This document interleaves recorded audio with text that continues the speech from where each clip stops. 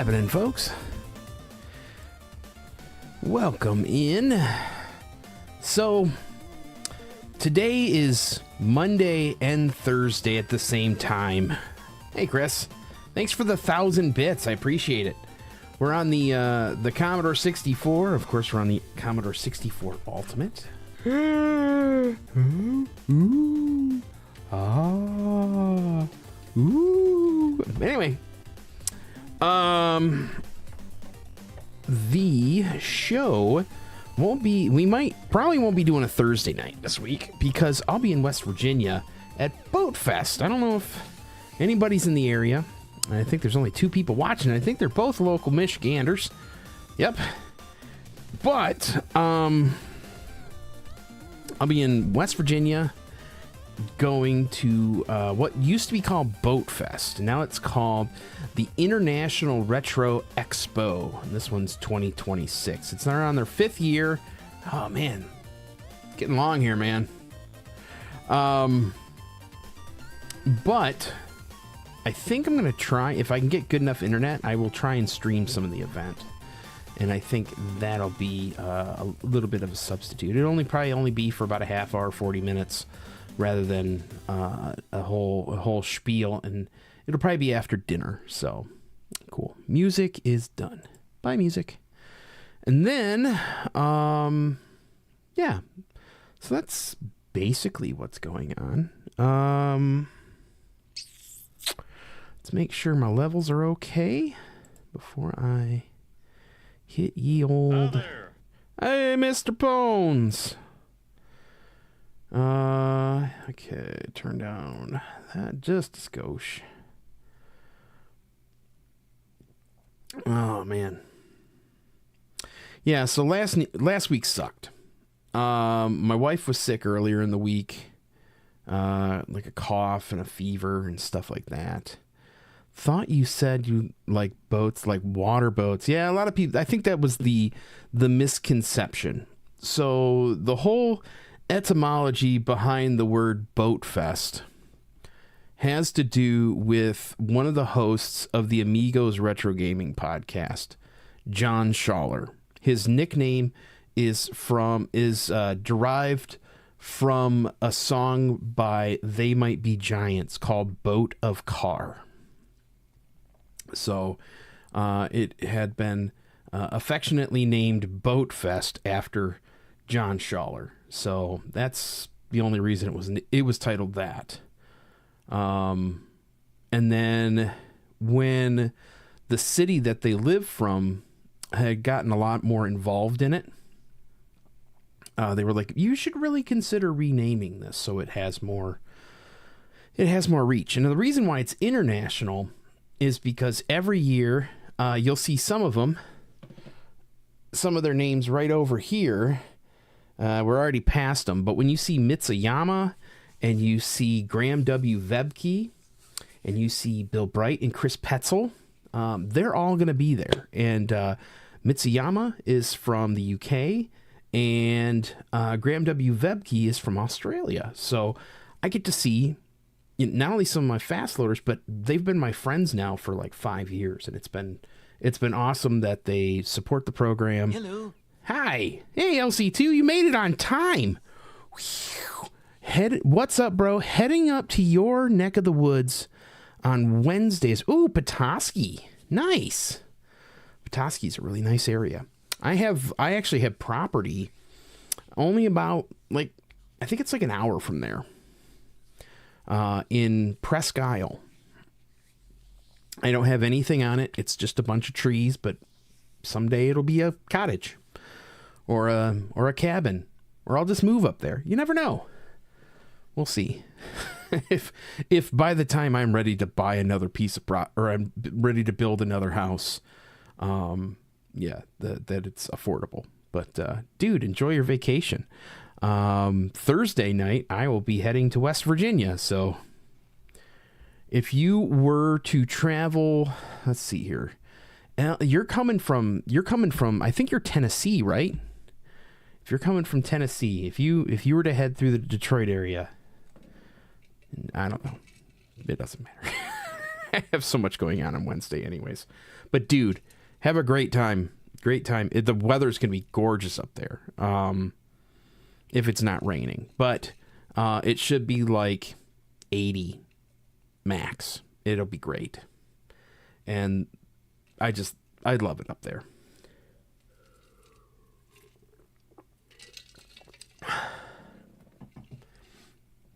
Yeah, you're from back to work. Thanks again, Chris. Yeah. So West Virginia on Thursday. I won't be streaming, but I might try to stream from Boat Fest if I have good enough internet. I have packed. There is a wireless that's at the venue we go to, and I'm going to try and hook up my own wireless to it so we can get a dedicated line and stream. So I'll do my darndest. If it doesn't work out, it doesn't work out. It's not a big deal. If it conflicts with their programming, I might do it on Saturday instead. So we'll figure that out. But regardless, I've got my camera all set up and ready to go. Matter of fact, I got to charge my batteries. I'll make sure that I get a bunch of footage out, so I'll share it to everybody. So, all right. On the docket today, we have Commodore 64. And of course, we'll start with our traditional game show game. We're going to switch to NTSC mode. Okay. Save to flash. And then today, what I think we're going to focus on, the next game we're going to do on the podcast is a review of a game by Datasoft called Force 7. Somebody suggested that I play it it was like 2 or 3 months ago. Someone set it up as a suggestion. And it's one I want to go back and look at. It's almost like a cross between Gauntlet and maybe like Alien Syndrome. Game shows. We did Super Password last time. Before that, we did Jeopardy. I'm not going to play Hollywood Squares. I don't like Trivial Pursuit. Shoot, we're just going to go for remote control. It's just how we roll. So, if you're irritated with commercials on Twitch, which there shouldn't be too many, we are streaming on YouTube again. Finally, I have gotten the multi-stream figured out. I have no audio. Oh, you have to plug in the cable to get audio, Adam.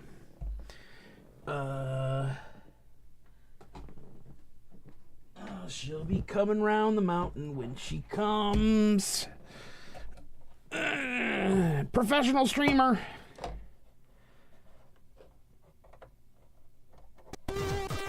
She'll be coming around the mountain when she comes. Sorry, it was plugged into my Mister. Oops. Well, my Mist, not my Mister. Mister. Yeah, the other day, just sitting at my desk here recording a podcast, and a friggin' earwig crawls out of my, well, it was underneath of my audio interface. It's like, come on. Give me a break.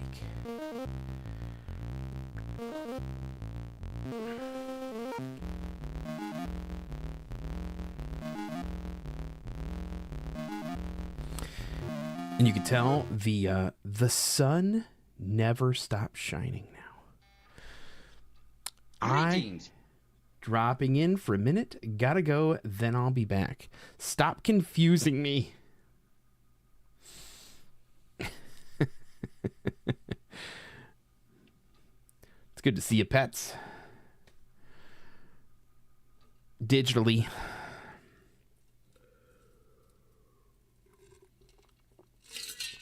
Oh, wow. That's a big cup of water.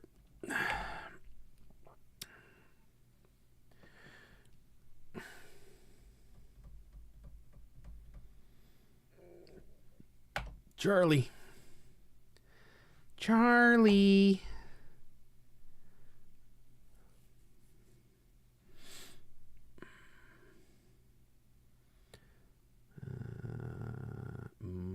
Jane. Wow. Wow.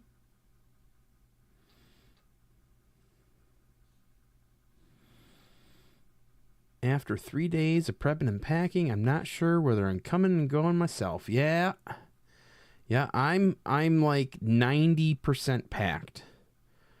All my systems are packed. My OSSC has got to go, and that's sitting right over here. My portable drive's got to go. I got to grab my CD-ROM drive. So if I need to burn discs, I can burn discs. And then I got to grab clothing. I think that's it. Oh, my camera bag, which is just out in the living room. What am I bringing? I'm bringing my NEC Direction Pentium 2 machine. And then I'm bringing my Panasonic 3DO. And I'm doing like early, like full motion driven stuff. So like Wing Commander 3 and say Need for Speed, like that kind of era where they were mixing like video content with, and here's the thing, How you doing, brother? Oh, you're so banned. There you go. My Flattered Mentality R2 SRI 40. You couldn't convince me. Yeah, and then I'll also have my secondary television. I found my my bunny ears, so I can do we're doing I'm not doing it.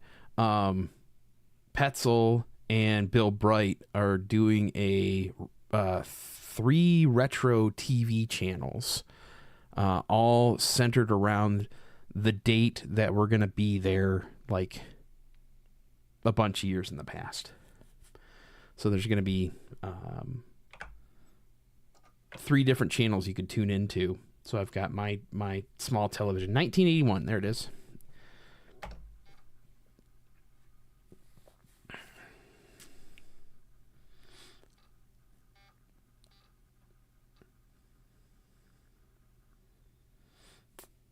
Jane, you have control of the board. Press any key to continue. Brady, gag, eat with a spoon. Alice wakes up in a cornfield, still drunk, wearing only earth shoes as she staggers towards the rising sun, which west? No, east. Yes. I have to remember, the way I remember which side the sun comes up is really weird. I think about the song Moving Right Along from the Muppets. And one of the lines is, hey, when does the sun start coming up in the west? That's how I remember that the sun doesn't come up in the west. Movies. Before they are edited and intercepted by commercials, some actually play in theaters. Wow. Okay. As the devil, Jack Nicholson has hands full with Susan Sarandon, the witches of not West. Eastwick. Yeah. Movies. I hated that movie. What movie portrayed laugh-a-minute lives of punk rocker Sid Vicious in his What Was Sid and Nancy? That's funny. Movies. In The Wizard of Oz, Dorothy came from Kansas. What was her last name? Dorothy Storm? No. Gale. It was Gale, wasn't it?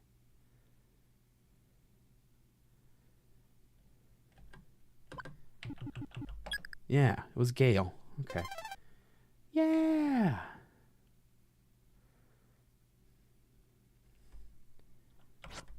Mary Tyler Moore. I don't care what they say about us anyway. Marlo Thomas called Donald on what series? I don't. That girl. Who's that girl? Brady. Hit hard by puberty, Bobby's voice drops 9 octave. Bobby runs, moaning, and she still hears his voice. Snickering. Oh, so it's obviously lower. Ah. Maybe? I don't know. Okay. Well, if it isn't rise, it's lower.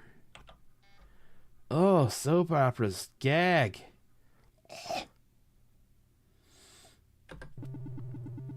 Save the teetering Montgomery Tool and Die Company. Hunky Travis Montgomery pays a man to kidnap him and hold him for ransom.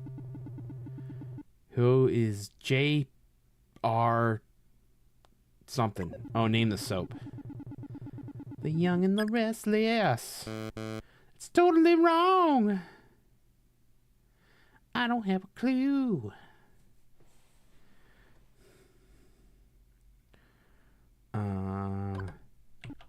Dynasty.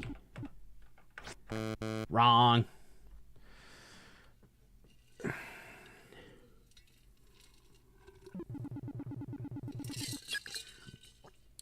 What? BBL. Brazilian butt lift. Bye.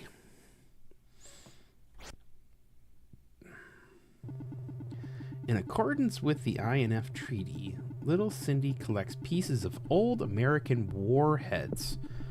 If her curls start to fall out, she has radiation poisoning.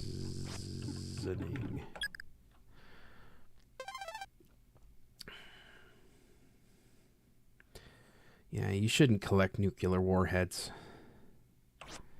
Celebrity flesh. These are stars who have shown it all. Yikes. Yikes. Name the actress who put the body in Body Double. Free something wild. Body Double. Melanie Griffith? Really? I thought she was wholesome. Currently muted. Reruns. On Get Smart, name the organization of evil founded in 1940. The Dumb Guys. I don't know. I don't know anything about Get Smart. Chaos. Come on, Sarah. Come on, Sarah. On Rhoda, G.D. Clearer played Rhoda's dumpier sister. What was this character's first name?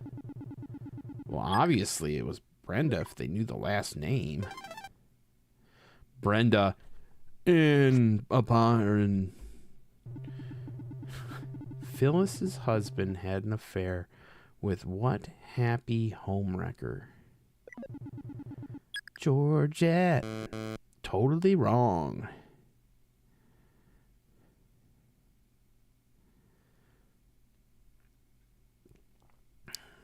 Come on, Jane. Sue Ann Nivens. It's totally correct. You did it. You look like you watch soap operas. Lady. Celebrity flesh. It's harder to find pictures of this 6-foot Scandinavian Amazon with their clothes on. Oh, we already went this one. Brigitte Nielsen. It's Nielsen. Brigitte Nielsen.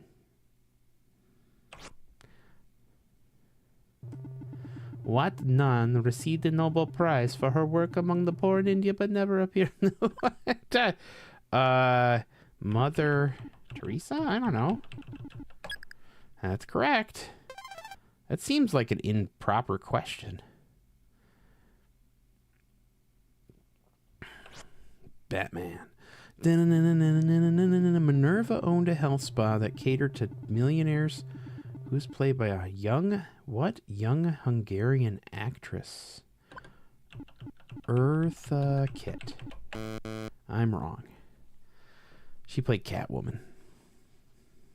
It's the only woman I know from the series.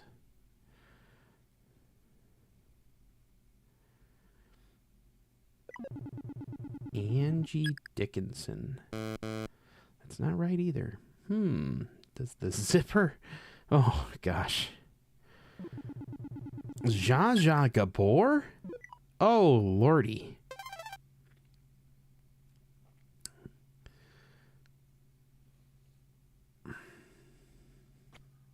Ranger Bob. Someone's losing points. Everybody visit, you're gonna lose 10 points. Fresh honey. My own bees made it. And boy, is it delicious. If you're a beekeeper like I am, here's a safety tip. After those bees have attacked, make sure those welts are dry before bandaging them up. Sheesh. Soap operatos. On General Hospital. How you doing, my friend? Hey! What's up, firefighter? Try F. I don't have a clue. I'm just gonna guess one. I'm gonna say Duke Laverty. I got it. Lucky guess. Thanks for the 5 bits. And welcome in. I hope you're having a good day. Batman. What the color of Batman's cape? It's yellow. I am you. I'm having a better day. I had a terrible last week. I got sick. My wife got sick. So like I missed Monday. I missed Thursday. Yeah, it wasn't good. Batman. The Batcave. Wayne Manor. Killing him. Number 9. Inside Tina Yothers. Remote control boldly goes where no game show has gone before. Inside Tina Yothers. Captured by rival network, Tina Yothers bites down on a cyanide capsule rather than breach her contract. Does she die in about 10 seconds, 10 minutes? I think it's going to be 10 seconds. What do we got? We got Breezy. Oh, it's 10 minutes. How you doing? Hi there. Doing all right. Spiffy, welcome in. I think we've done these ones before. But whatever. I enjoy this game. Oh, Sarah guessed 10 seconds again. Good job, Sarah. How's the weather up by you? Round 80? Well, it's been very pleasant. It's been 80 and I would say anywhere from 75 to 80 all day. Great. Yep. It's not the hell that it was. Yep. Had to drop off one of my cars off at my repair guy. Long-suffering character on Get Smart. Mr. Big. Yeah, so went for a drive with the wife today, got some ice cream, and then I actually broke the cup that it was in by knocking it to the floor by accident and only got to eat half of it. But devastating. Yeah. How big a word bank does this game have anyways? It can't have much because it only has one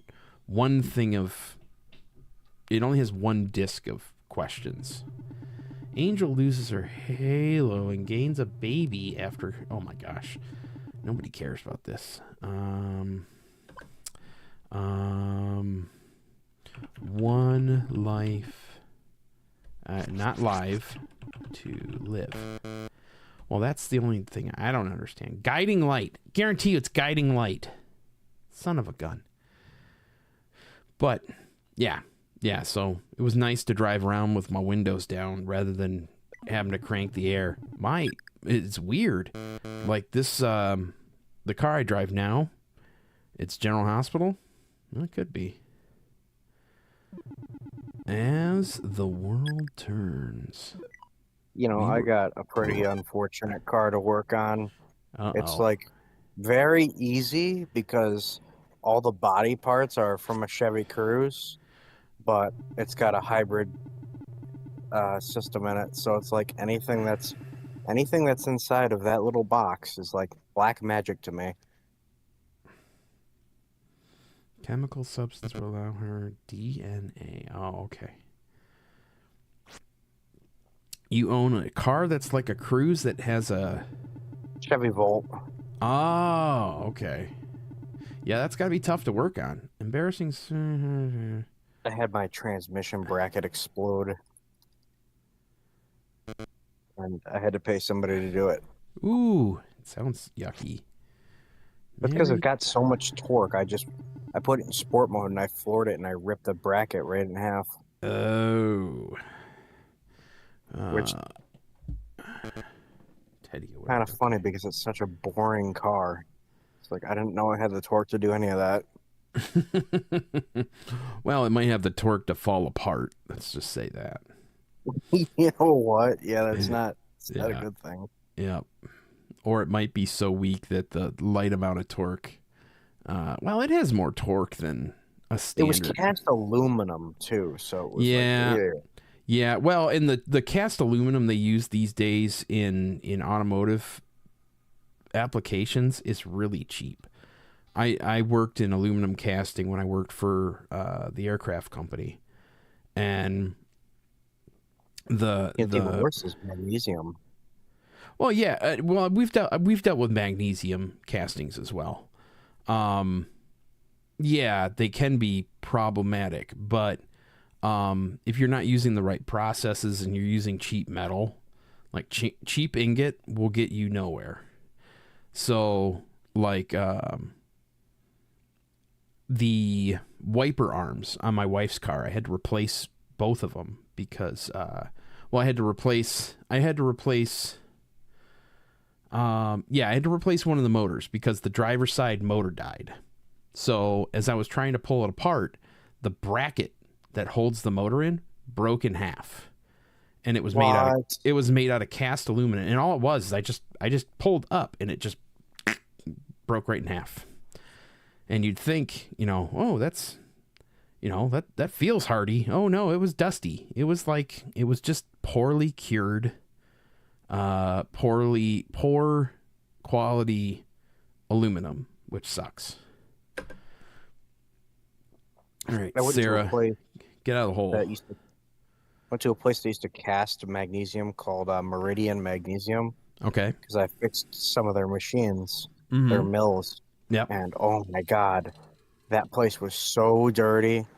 It was like they had their parking lot had magnesium chunks. And so I went to Harbor Freight and I got 5-gallon buckets, and I got about 20-gallon buckets of magnesium in my shed. I once filled a truck with like 14,000 pounds of scrap aluminum ingot. We used to send it out and get it reused.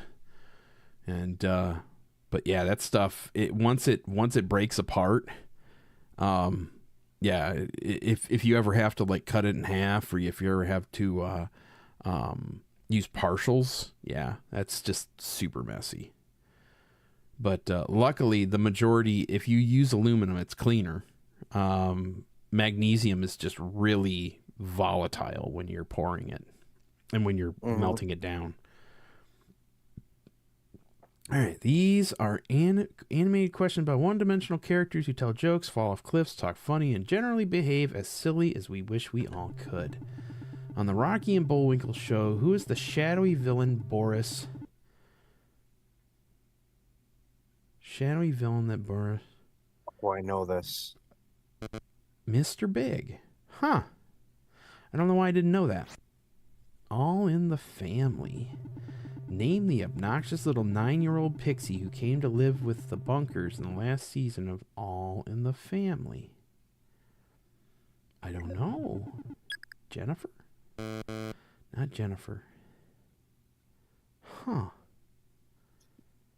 I don't know.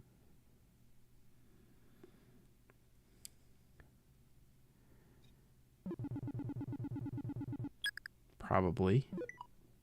There's a last name, so it's pretty specific.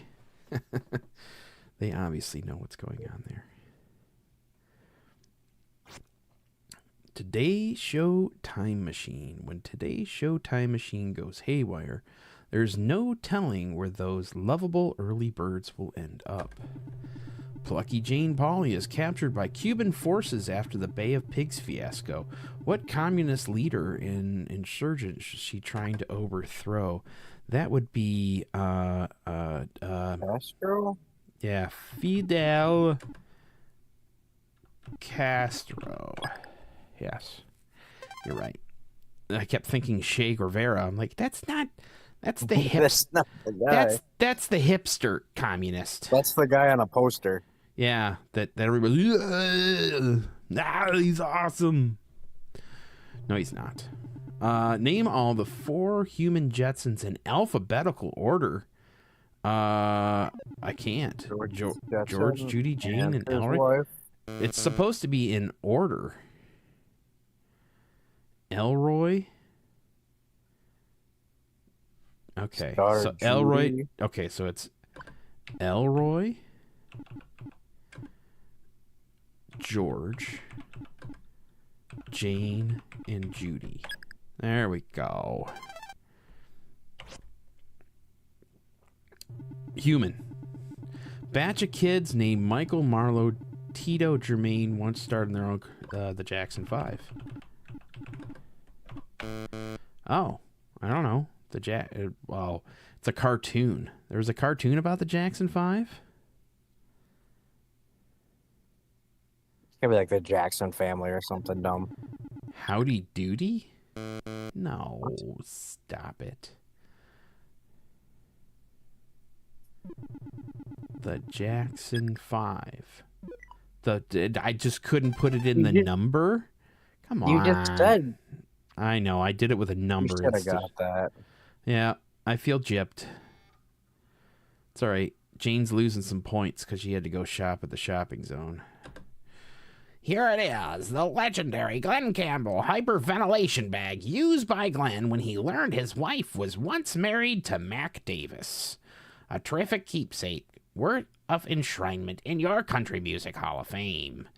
But it's yours for just a few points. Honeymoon. No, I suck at the Honeymooners. I hated that show. Hurricane, proud of it. Who were a bowling team? Okay, I knew that. That's about it.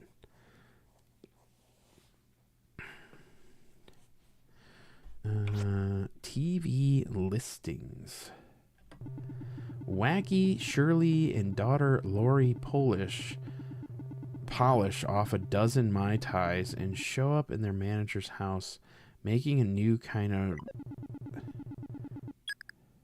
No, that's not that. Shirley and daughter Lori. Right? Daughter Lori. The Partridge Family? Really? They got wasted on the Partridge Family, huh?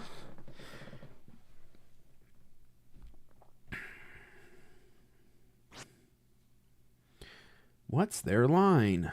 I'll give you characters' names and you tell me what they do for a living. Hooper Man. Basketball. No, I don't know. That's all I can think of. It's too obvious, though. That's not what it is. It's probably like Taxi Driver.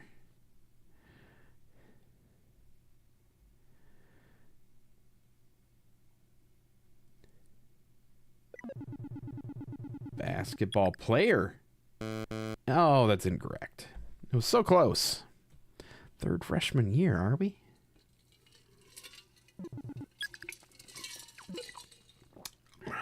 Cop. Wah, wah, wah. Plucky Jane Pauley is skewered by Mexican battle lance. Famous fort. Davy Crockett was in the Alamo. Dang it. Yep. Hiding under a bed. Jimmy Z, welcome in. Glad you joined us over on YouTube. I'm finally back on YouTube. It's been That's awesome. It's been some time. Oh, it's 48K RAM or 48 cram, your choice. Same shirt, VCF East. Good. I'm good buds with Deadline of Citizen. Well, I wouldn't say good buds, but we're friends.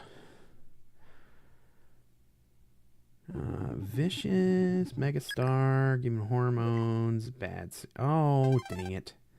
I didn't even look at the question. That was too obvious. Well, we know each other pretty much. Florence Johnson on the Jeffersons. Florence Wheezy?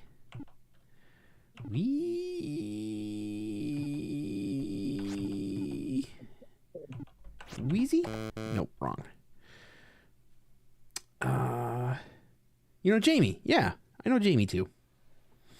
Don't know Jamie that well, but the person who gave me this shirt and made me a meatloaf was Deadline from Citizen. It's actually my second meatloaf. For another friend of mine. Oh, dude, thank you so much. 5 1/4 floppies. Nice. Oh, double density. Sweet. That'll work with a Commodore 64. Oh, sure. Unhappy with his necktie, French Revolutionary dragged Jean Shalit to the guillotine. But what beautiful city does he lose his head over? Nice. I didn't know the topic.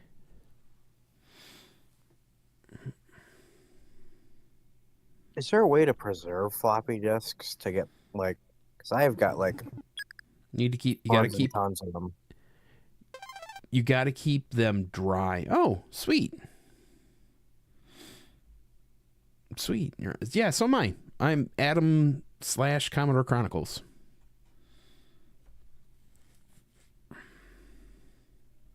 I only have 3 1/4, so. Yeah. Miss You is rumored to be about which Rolling Stone jet-setting ex-wife? Who was Mick Jagger's like? Oh. You're bulk erasing them now? Cool. On Star Trek The Next Generation, Worf is from what planet? Klingon planet, home planet is Praxis, right? Praxis. No. Is it? It's not. Klingon is not the planet. Oh. And Praxis is no, what? Praxis was a moon. You're right. Oh, dang it. The Run Stop Restore channel on YouTube had this device that preserves floppies. Are you thinking he'll be in here later, Petzel, but the Grease Weasel is what they use, or at least what he uses too. Gosh, I really need to start paying attention. Yeah, Grease Weasel will read them, but preserving them, I'm not sure. All I know is I try to keep them dry. And in a temperature, well, I try. Doesn't mean I do. Kelsey's Bar. Curious, does your YouTube chat go into the same box? It goes into the same box on my OBS window, yes. Oh, that's awesome. Robert Colt played Man from U.N.C.L.E. No. Robert Colt played Cliff. Yeah, I am using OBS to stream this. Robert Colt played Scott Kelly. Two Men, I Spy. Yes. He copies new blank ones. Yes. Controlled temperature is best. Yeah, definitely. What is the last name of the nice Italian couple that lived in the same building with the Cramdens? Lasagna? Crud. Who lived in the same building as the Cramdens? Oh my gosh. I don't have a clue. Tasty? Let me see. Let's just go spaghetti. I don't know. I don't know. Manicotti. Dang it. Oh no, honeymooners. Latin dance did Alice, Trixie, and Carlo learn from their neighbors? We're going to say the tango. Nope. I'm not good at trivia. I don't blame you. I'm not very good at them either, but Mambo? It might have been the Mambo. It's funny, I used that reference today. We went to pick up ice cream. Samba. That's probably it. Oh, it's wrong. That's the only other Latin dance I can think of. You're right. It's the Mambo. I'm going to I won't pause it. Let's let it go. What is their line? Mr. Belvedere. What was Mr. Belvedere? He was a butler, right? What? Housekeeper? Tutor? Nanny? Babysitter?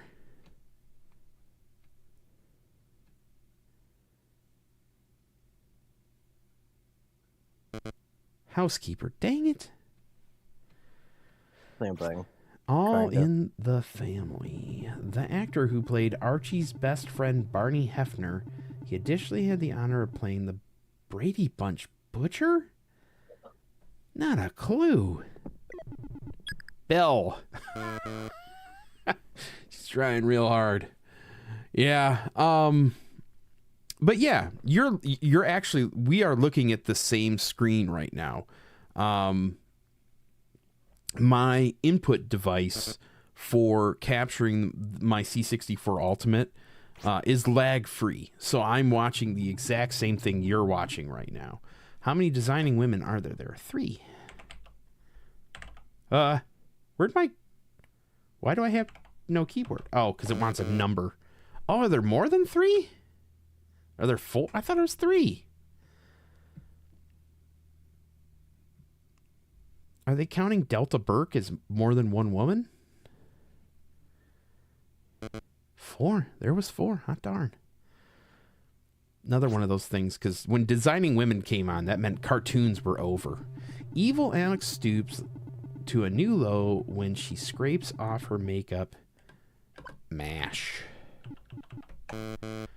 What? Is it M.A.S.H. Dot. What was the character's name? I don't know. Alexis Stoops. Knots Landing. Okay. Nope, that's not right either. I was just thinking about Hawkeye. Dynasty. Wow. All right. All right, so I can hold off for a second here and we can examine. So, if I go screen capture, and then if I change what we're looking at, we can look at something in infinity. Hang on. And then I have to size it so it fits. This looks horrible. Oh, it's not going to let me do it right now, is it? Oh, yeah, it will. Oh, this is nauseating. Fit to screen. So you're looking at the same thing I'm looking at now. So I've got like my meter over here and everything over here. And then when I switch to what's in the middle of the screen, this looks really wild. I see what you see, which is that. So, yeah, this is all OBS and it's in concert with, I also use StreamBot to do some of the automatic messages. So if I like put Nelson here in chat, he says, haha. I don't know if it works on YouTube and Twitch, but if you type in the worst game in history, hang on. Cagney and Whoopi. Cagney and Lacey. The Whoopi boat, the Love Boat. Wheel of Furnace. Fortune. Oh no. Whoopee something? 40 something? Oh, is it not 40 something? Is it 20 something? 30 something. Okay. Bridget loves Chachi? I don't know what Bridget is. Bernie? Interesting. Dukes of Hazard. Highway to Heaven. The Brady Bunch. I Dream of Whoopi. Yes. Yes, I do. Genie. There's Chachi. I win. And then if, like I said, if you type in the world's worst Commodore 64 game, it says... That's the stupidest combination I ever heard in my life. That's the kind of thing an idiot would Play on their Commodore 64. Or if you play the other worst game on the Commodore 64 and you mention it. He's an asshole, sir. I know that. What's his name? That is his name, sir. Asshole. Major asshole. Yeah. Do I want to play again? I think we're going to go with a different game. But I think we're going to do one more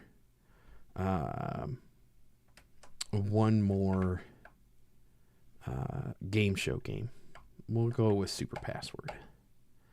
Super Password.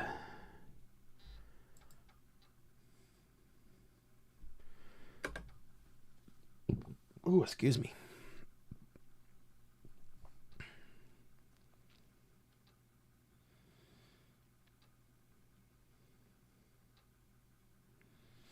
Yeah, so if you look in the text on the right-hand side, it says StarTech USB 3 HD cap. That is my capture device that I'm using for this setup here. It's a image that has a transparency in the middle, and that's where I put the HDMI output from my Commodore 64 Ultimate. Would I like to play the computer? Am I a returning champ? I am. Adam. All right. I got her again. Debbie. Get ready to play Super Password. Change your disc, dummy. Taste the biscuit. Taste the goodness of the biscuit. That's right. Taste the goodness of the biscuit. Crammed. Packed.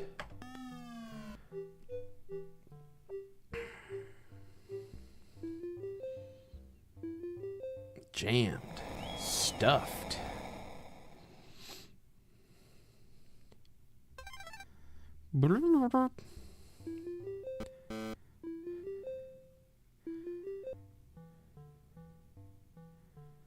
Jowls. Cheeks. Wee! Stuffed cheeks. Laverne and Shirley? No, I Love Lucy. That's what it is. It's gotta be I Love Lucy. Marlon Perkins. Wayans?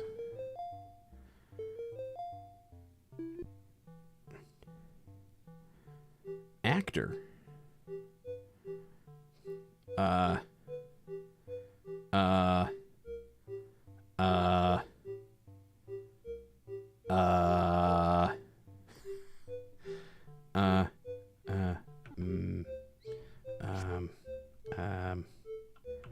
Jack. I don't know. O.J. Simpson. I don't know. Don't forget the rest of them, Jim. What are the rest of them? What comes next? Yeah, spell it right. We always spell it wrong. Marlon Brando. Ah. Okay, well that has nothing. Now it has nothing to do with I Love Lucy. Stuffed cheeks Brando. The Godfather? Taste the honey sauce. Ah. Taste the goodness of the biscuit with the honey sauce. Godfather. Vito Bratta? Don Cor... Close. It's close. There's multiple of them. Corleone. Don't know.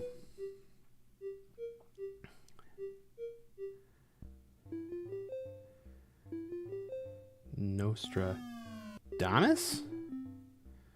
Nostradamus. I don't know. Organized. Crime? Nope. Mafia. It's Mafia. La Cosa Nostra. Crime. Mafia. Dang it. Dang it. It's The Godfather. The Godfather. Good job.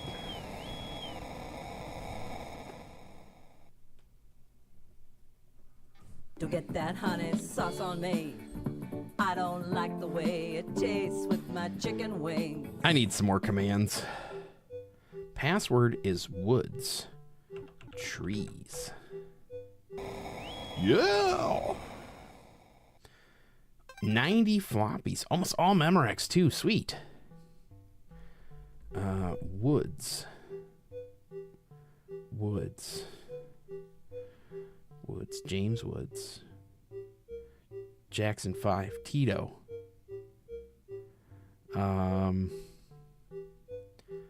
Woods.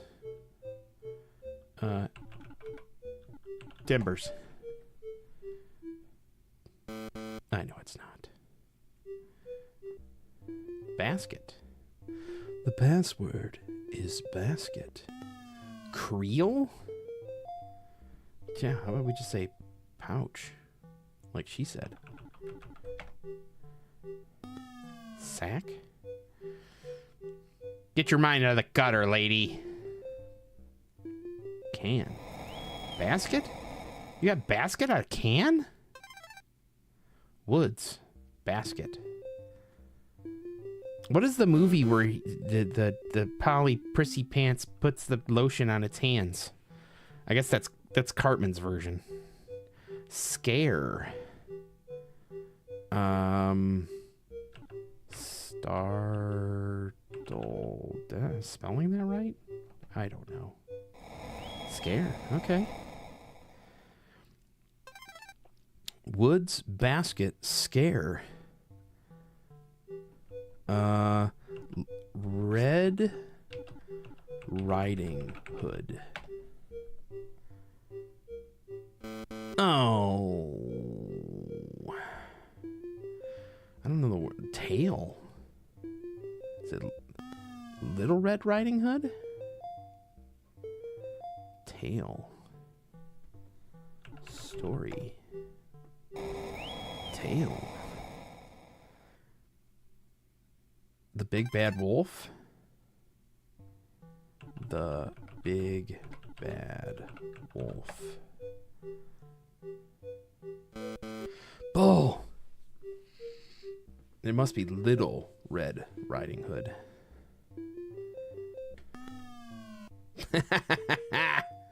Wolf.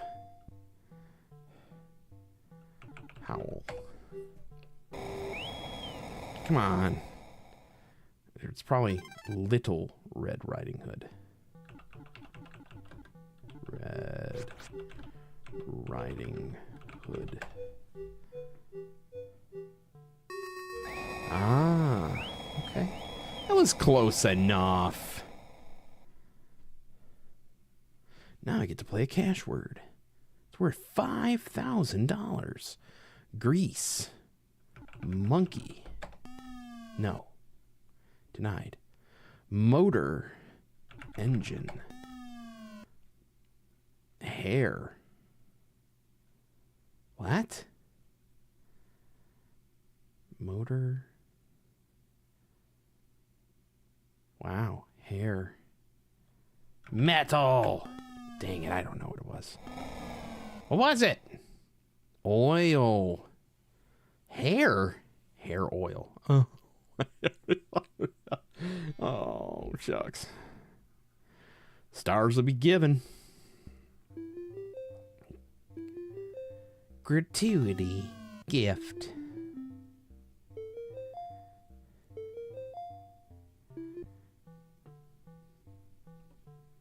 Advice. Tip.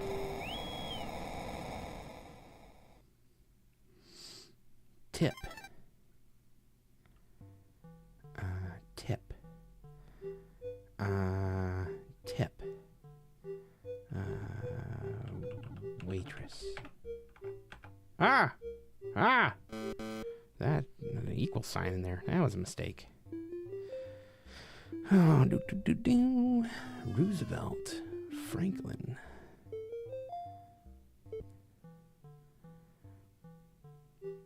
Teddy. Okay. Tip. Teddy. Tip. Teddy. I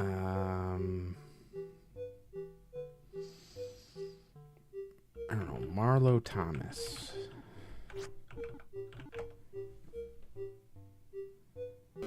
No. Wrong.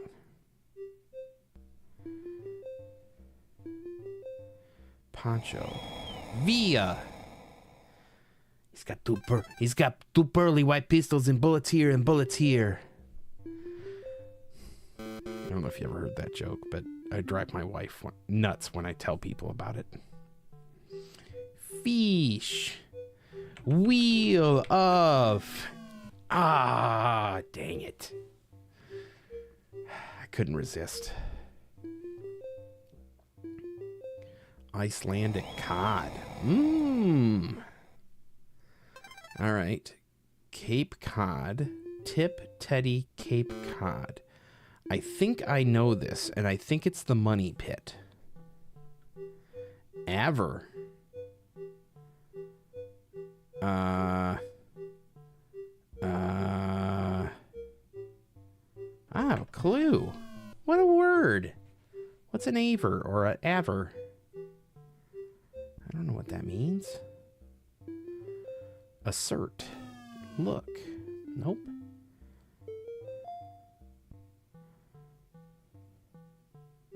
Situation.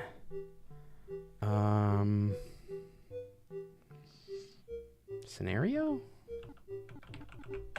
No. Hey, how's it going, Eric? How you feeling? State. Tip Teddy Cape Cod State. I don't know. Massachusetts. Cape Cod. Well, Cape Cod is in. Yeah.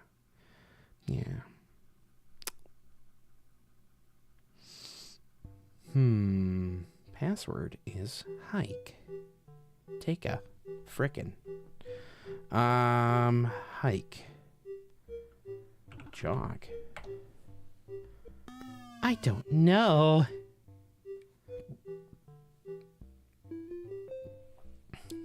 Lift up.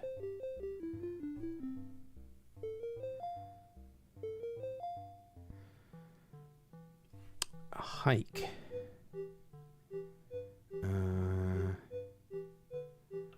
Boots. Ah, you're pathetic. Jog. Jar. Camp. Tent.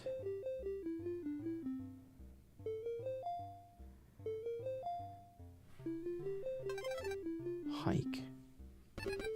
No one will get that, so no one gets to guess. Password is shine. Twinkle. Star.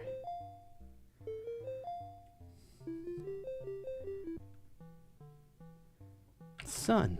Microsystems. Okay. Hike. Shine.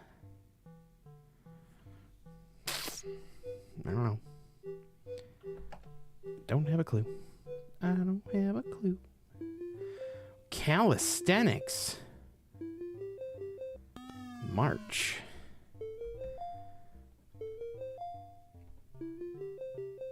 Exercise.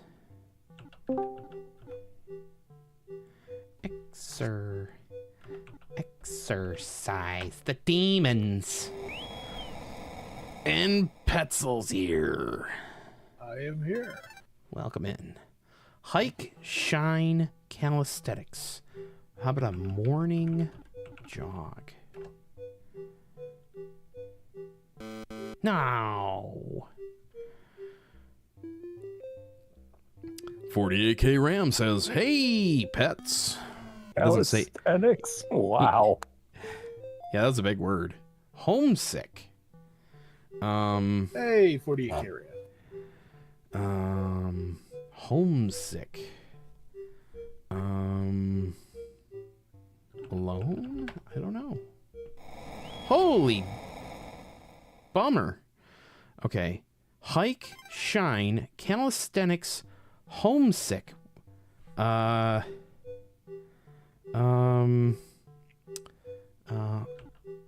Apocalypse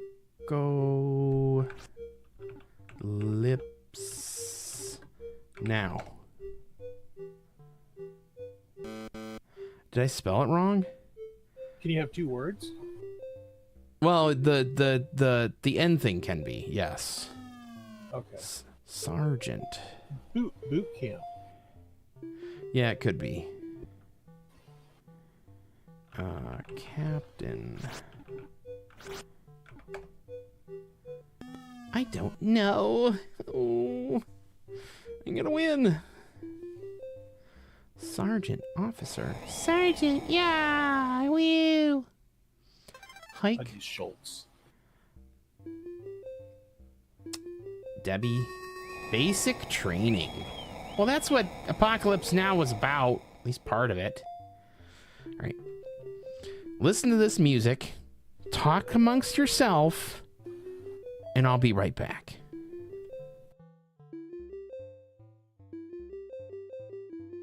I have to rebuild my open media vault server. I mean it. Talk amongst yourself. I'm talking. No one cares about what I'm talking about. You'll come back with no audience. But...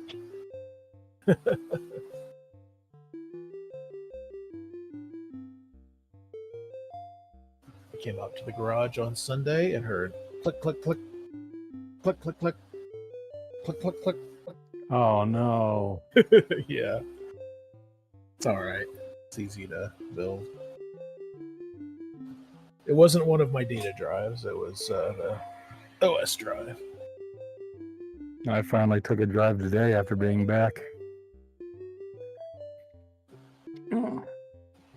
So that was good to finally get back out there on the road. I had to go into our manufacturing plant. Oh, wow. Yeah. I had my gallbladder removed years First ago. time. I remember that. I remember they sent me home with Vicodin. I took one, and I'm like, oh wow, I don't care about anything. Like, I still had the pain, it just didn't bother me. I'm like, I can see why people abuse this. And so I'm like, no more. That was it. Leave the rest out. No, I did not. I didn't pick up any. They prescribed some to me. I didn't pick it up because I was feeling okay. So I took a naproxen 500 when I got home, and that was about it. It's good. So they do it was it called laparoscopically? Is that how it's pronounced? Yeah, laparoscopy, or I don't know. Yeah, they went just above my belly button. I still have the scars. That's good. I think they sealed mine up with super glue. Like, they didn't do stitches at all. I think I had stitches. But this is the dark ages of medicine, like 20 years ago. So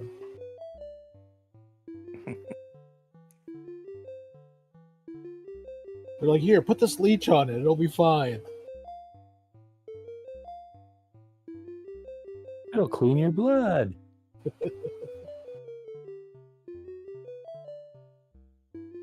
Here, have some tonic to numb the pain.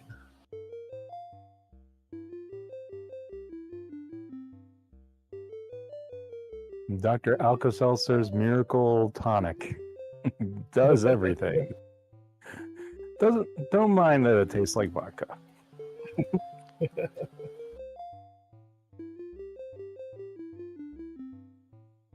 Well, they weren't technically wrong. I mean, it did stop the pain. Didn't heal anything, but in fact, it kind of made things worse, as alcohol does. Yeah, I got a follow-up appointment tomorrow morning, so it's gonna be fun to see what's going on. Yeah. Let's see, I was in Muncie when I had that removed, so I don't know. I don't really. I know I did have follow-up appointments. I just don't really remember them.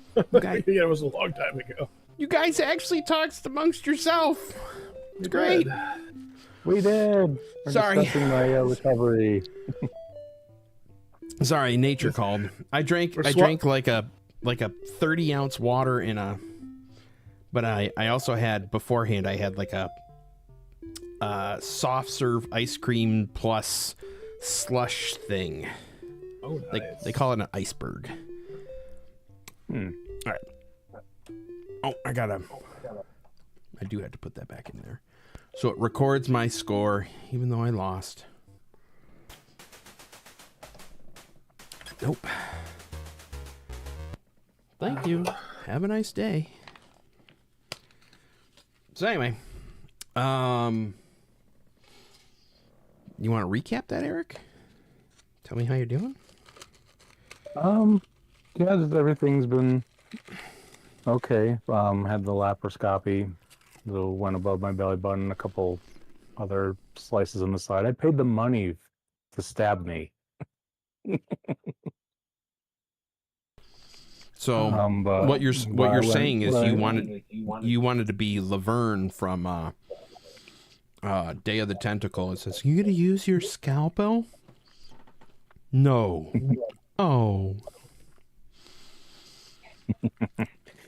But yeah, I finally went out driving today because it's been a week. I had to go to our manufacturing plant to pick up a couple things I've been working on. Cool. I'm glad you got to move around finally. Yep. All right. There was no air conditioning in the warehouse. Yeah, I used to be used to that. Man, I meant like there was a point in time where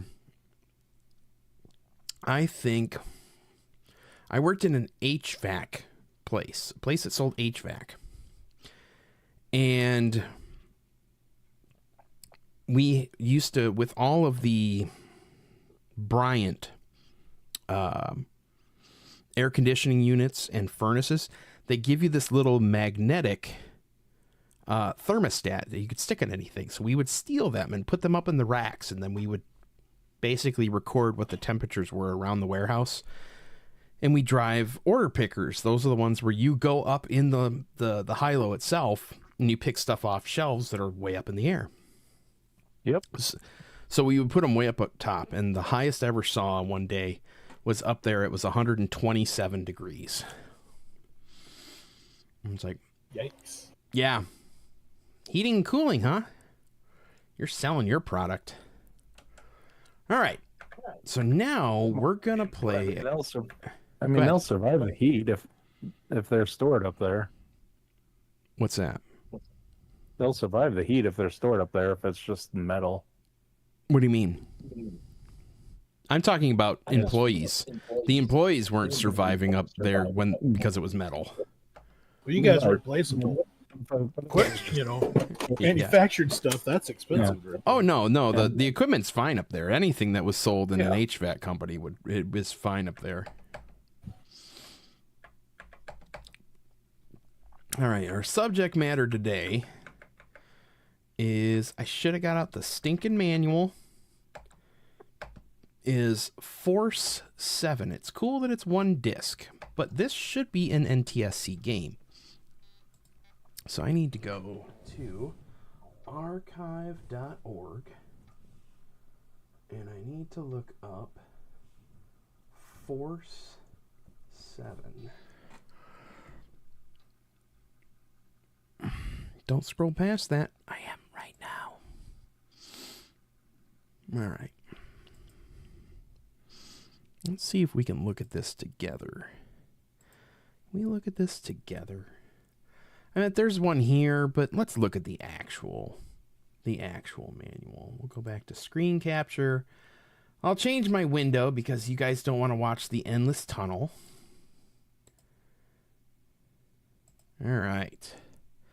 We are playing Force 7. And I'm in the wrong screen here. We also want Lemon 64 up. And we'll look at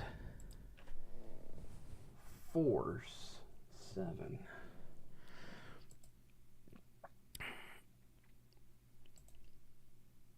Oh, look how big that picture is. It's tiny. Can I zoom into it? Nope, it gets shrunk every time I zoom into it. If I go open in a new tab, and then I zoom into it, it looks like the first. Do you guys remember the Mega Man 1? Mega Man NES US cover. The original one. Yeah, because that was just look at that. It's so awful. But even the second one too. The second one's better. That's a little better. But it's nothing like that. That's horrible. All right, open. Yeah, but still, the box art did not reflect the the character in game at all either. No, not at all. I mean, like that looks like it's a. Yeah, it's bad. It's bad. Force 7 ain't much better. I mean, like he's got like a chest box on, and there's an alien in the background. Yeah, that's questionable. And they're just on the face of the moon. But let us look through these pictures real quick. That's an alien ripoff. Yep. So that's what we're going to play. So let's look at some of this. All right. Turn off computer. Remove all cartridges and connect joystick to port 2. Turn on power to TV or monitor, disk drive, and computer. Insert Force 7 into drive and close the door. When ready appears on the screen, type load. Blah, blah, blah. Okay. We don't care about joystick this. port 2 is at least the key component there. The joystick port 2 is almost always a key component because if you didn't know, port 1 shares inputs with the keyboard.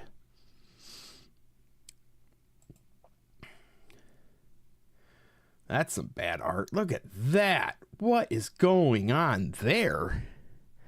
Let's zoom into that one page.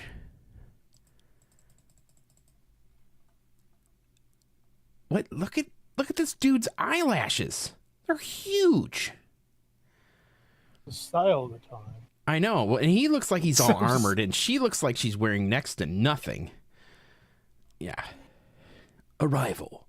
You and your crew have just finished the dehibernation process. As you stabilize your orbit around Karis, you make an alarming discovery. A meteorite has penetrated the force shields and been hit the storage cabin during the trip. All but one life support suit has been destroyed. This means only one crew member at a time can teleport down to this planet's surface. I'll wait for Force 8. I get it. Prime Nephew art? Are you saying that was written by the programmer's nephew? As captain, you are the first crew member to land on Karis. Teleport another person. Press F1 and use the joystick to select crew member to be landed. So that's the one thing I did screw up on this was when I played it before, I just went until I died. You don't want to do that. Before you die, you want to teleport out. Once you've made your selection, press the joystick fire button. There are 7 people, including you, in your crew. Press F1 and use the joystick to cycle through the personnel identification stats. Below are the names of the crew and their special qualifications. I never knew that. Hello, Babylon. Sire of Babylon. Name. Captain. Can't believe this is this you. drive died. What drive? In my Open Media Vault server. It's only 21 years old. Aww. That sounds Sorry like to you've been. interrupt. Sounds like you used it for about 15 years too long. Yeah. Yeah. That's what I do. Weapon, flamethrower, mission commander, blueprint reader.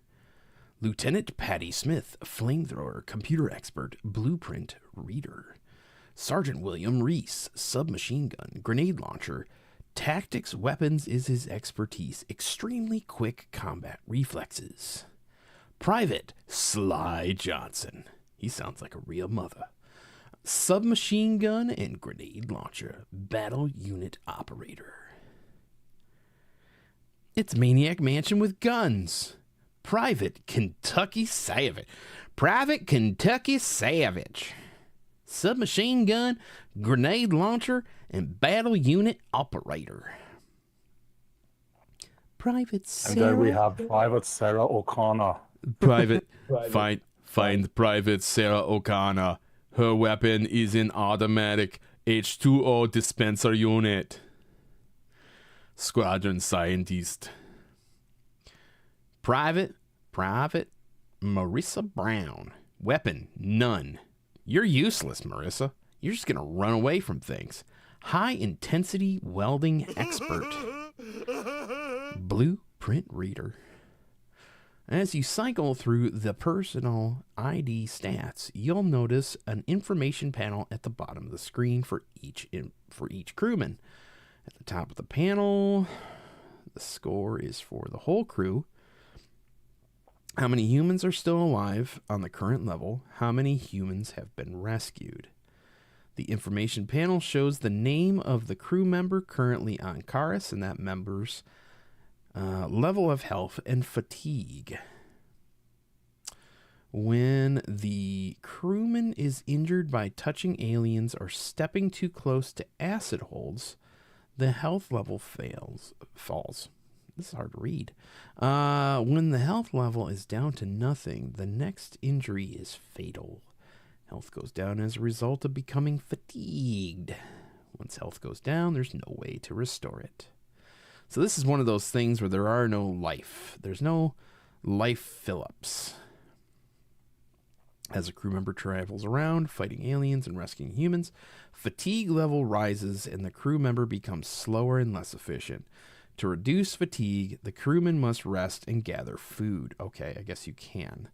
Resting is done by simply standing still. The safest spot is in the ammunition storage area, since alien leaders can't travel over the ammunition. That's weird. Food stores are scattered throughout the planet. The bottom of the information panel shows how many grenades and how many rounds of machine gun and flamethrower ammunition each crew has. Ammo can be replenished when a crewman walks over an ammunition storage area. Attached to the right of the information panel is a motion detector, a radar-like device that warns you when an alien leader is about to attack. Yes, we said an alien leader. Yes, we said an alien leader. Hello, Mr. Kristoff. To each other. And thank you for being excellent to King of Babylon. Because there are more than one. Ooh. Aliens. There are a variety of aliens on Karis. Mr. Kristoff gives Try F a gift sub. Thank you kindly. Alien leaders are large monsters that rise up out of the floor at the most inopportune times. It takes more than one direct hit to kill them. Alien soldiers are crab-like creatures that advance relentlessly whenever you enter a room they inhabit. When a crew member faces these soldiers head-on, he or she can walk right through them, but will lose health rapidly in the process. Touching them from any angle means instant death. When a crew member faces these soldiers head-on, he or she can walk through them, but will lose health rapidly in the process. Touching them from any other angle. Any other angle? I don't get it. Huh. Okay, well, whatever. Beating hearts generate alien soldiers by the dozens. Wipe out this alien production plant. There'll be nothing but an acid hole in the floor. These acid holes are deadly, but can be welded over by Private Brown. Thank you for coming on in. Lava monsters are bubbling balls of heat that cannot be killed. They could be disabled temporarily by a squirt of water from Private O'Connor's automatic H2O dispenser unit. There are 6 levels in the energy production plant on Karis. Humans are imprisoned on every level, which means that when there are no humans left on the level, that level turns blue. Teleportation. Each level has a teleportation computer and a number of teleportation boxes. When any crewman walks into a teleportation box, he or she is immediately teleported to the computer. Only Captain, Lieutenant Smith, Private Brown are able to operate the computer. Yes, Force 7. Sorry, yes, this is Force 7. The crewman activates the computer by entering at the bottom. This is the next review on the podcast, so I'm going through it and kind of deep diving it. When the computer is activated, a screen showing all 6 levels of the energy production plant appears. Use the joystick to select the level you need to teleport to, then press the fire button. You then see a blueprint of that level with a small white square that represents your position. Use the joystick to move the square to the spot you want to teleport to, then press the fire button. You have no way of knowing whether you're teleporting into an acid hole or right next to an alien, so be prepared to run, fall to your death, or be eaten. Try and opt for run. Battle units marked by BU are found in various locations around the energy manufacturing plant. Private Johnson or Private Savage, the only crew members able to operate battle units, can activate a battle unit by walking into it. Once inside, the crewman mows down all aliens in his path. As long as a battle unit is operational, about 12 seconds, the crewman cannot be harmed. It's crucial to keep as many members of your crew alive as possible. If you lose Private O'Connor, there's no way to stop the lava monsters. If Private Brown dies, there's no one to weld the acid holes. Lose Privates Johnson and Savage, and you can't use the battle units. If Captain, Lieutenant Smith, and Private Brown all meet their demise, your crew is stuck forever on one level. These are the only crewmen who can operate the teleportation computer. Oh, that sucks. The best way to keep your crew alive is to use F1 key often. For example, you can teleport to a new level using Private Brown. She can use the teleporter but has no weapons. You know you're going to probably encounter a few alien soldiers right away, so if you press F1 and switch to Sergeant Reese, who has a machine gun and quick reflexes, thus saving Private Brown for future teleporting and welding services. When battling alien soldiers, keep as much distance as possible between them and you. They march in formation, so you can usually wipe out a large number of them by standing in one spot and shooting as they approach. The best strategy here is to stand in an open doorway and shoot into the room. If you enter the room where the beating heart is producing alien soldiers, fight your way to the heart and destroy it as quickly as possible. As the heart beats, you'll never clear the room of aliens. Watch the motion detector to keep track of where the alien leaders are. If one attacks, kill him immediately or run. The most efficient escape is to jump into a teleportation box. Game over when you've lost all your crew, or if you have been skilled enough to have cleared all the levels of the energy manufacturing plant and still have some crewmen left. The panel appears on the screen showing you how well you did. Squadron statistics shows you how many of the crewmen are still alive. Score shows how many points you received for destroying aliens, completed levels, how many plant levels you cleared. Total humans shows how many humans remained to be rescued. Humans saved show how many humans you rescued. All right. You want to read this too? I don't think so.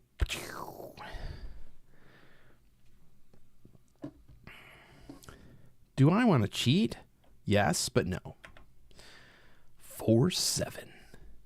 1987 Superior Quality Software. Published by Datasoft. Trademark by Intelligent Creations Incorporated.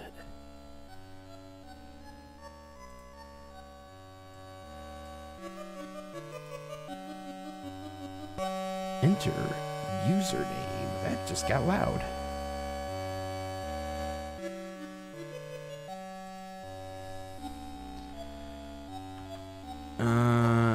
I'm a captain, so I'm going to be Captain Boobs. Captain Boobs. Force 7. It was a foreboding alien force thing. Alrighty, here we are. Those fireballs cannot be killed.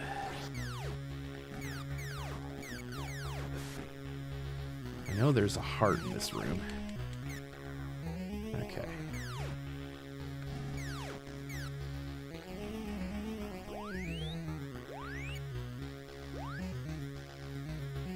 Alright, I have saved all of them. Ah! Run for your life! Oh dear! Run for your friggin' life! Ah! He's a jerk.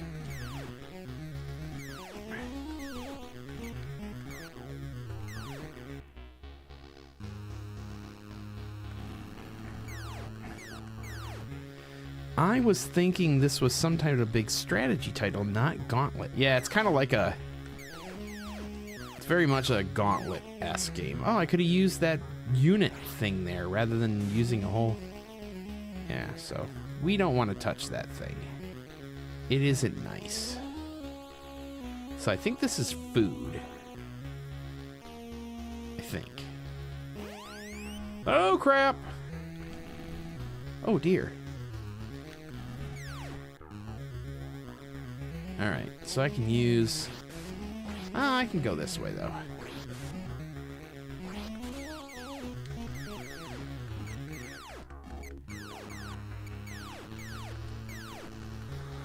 Oh! That's a straight-up death! Holy crap! No! Captain Boobs! Ah... Alright. Alright, Patty Smith, let's go. You come up here. And go down here. Oh, you sleep when you stand still. That's funny. Ah! To hell with this thing. There's another one. Oh dear. Oh, double deer. Death! Death! Oh, lordy. Oh, gosh. This is tough. Lieutenant Smith! Well, clearly we're gonna play this again, because, yeah. Sucking this up pretty bad.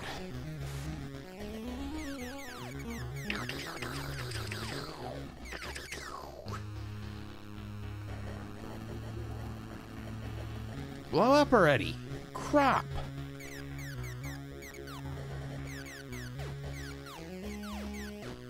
Can I not kill the heart thingy with my gun? Oh my gosh, I'm out of weapon. Yeah.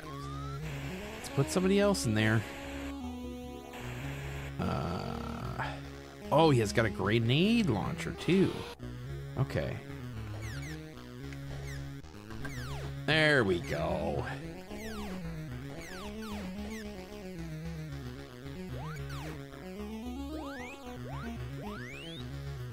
Alright. Saved a bunch of people. Whoa! Whoa!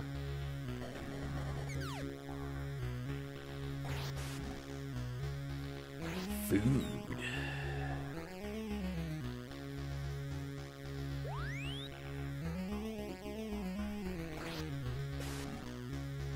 Alright, well, let's switch over to the guy in which I used all of his rounds. That guy.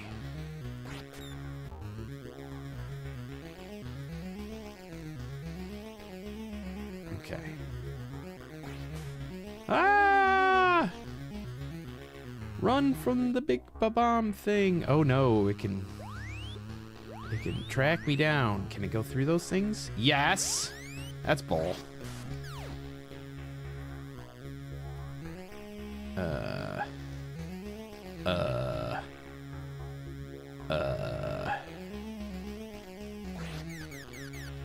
Oh, I just killed a bunch of people. Don't kill them.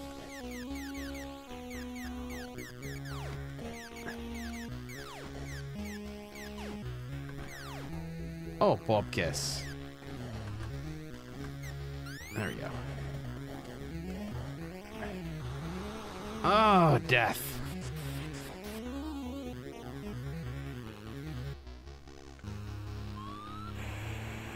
All right.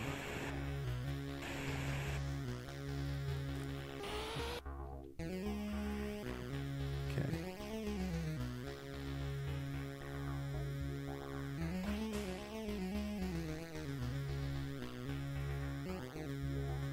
Can I at least slow it down with it? Nope. Can't slow it down with anything. Oh, double. Dang it. Ow! That hurt.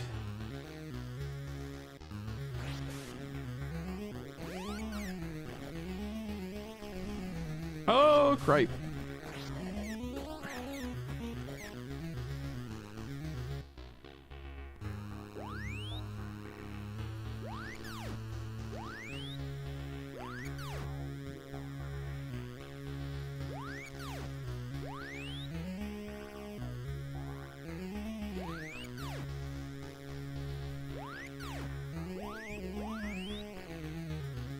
Assuming those things are tunnels, or can I use the high-low?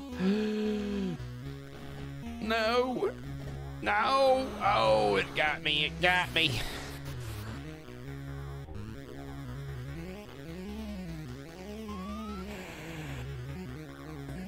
I do. Oh, sorry, Jimmy. I missed your message. Yes, I do play on more than just my ultimate. Though I have this new Commodore 64 Ultimate.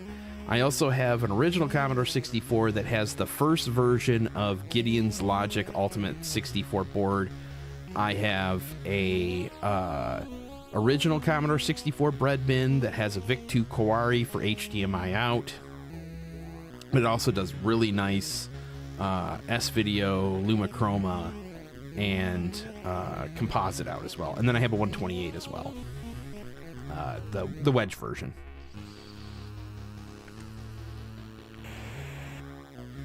Oh boy.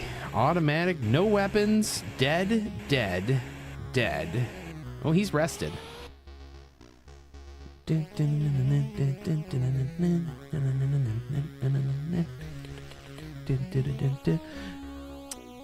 Now, I've been very lucky. If you look on the right-hand side of the screen, that bio and streamable hardware,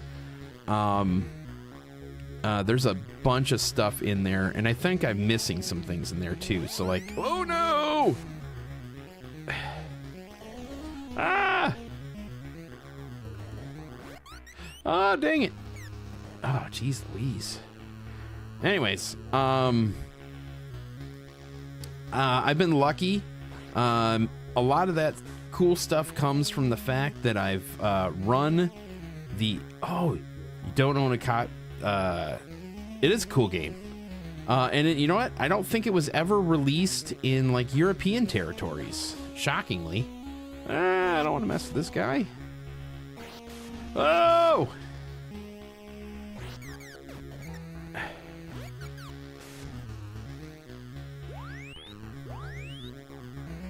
Okay. Oh, I see. It takes me back to the computer, which I can't do anything here with this, can I? Oh, that's useless. Because Mr. Johnson can't use the computer. Oh, no! Alright, you come over here. Run away! Run away! Oh, no, no, no, no! Oh! Yeah, Gauntlet meets XCOM, or like Gauntlet meets...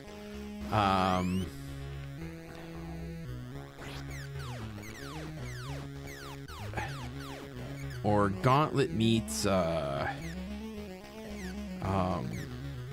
Alien Syndrome. Can he use that? He can. Oh, I'm killing them. Well, that sucks. Die. Oh no. Yep, knew that was coming. And now I have one lady left, and she's got an H2O dispenser.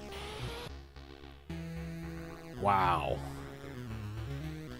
This is gonna be great. Let me see if I can... So I could stop this thing with my water thing. But then it turns back into... Yeah. Bummer. Oh, it still hurts you, though. Just run away, lady. Private O'Connor. Oh, gosh. You have nothing. Okay. You're pretty much useless. They sent you to space to fight against the evildoers with a squirt gun.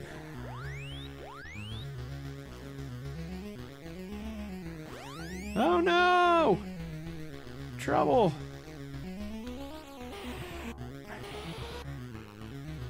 But I think she can use this, right? No. No, she can't. Alright.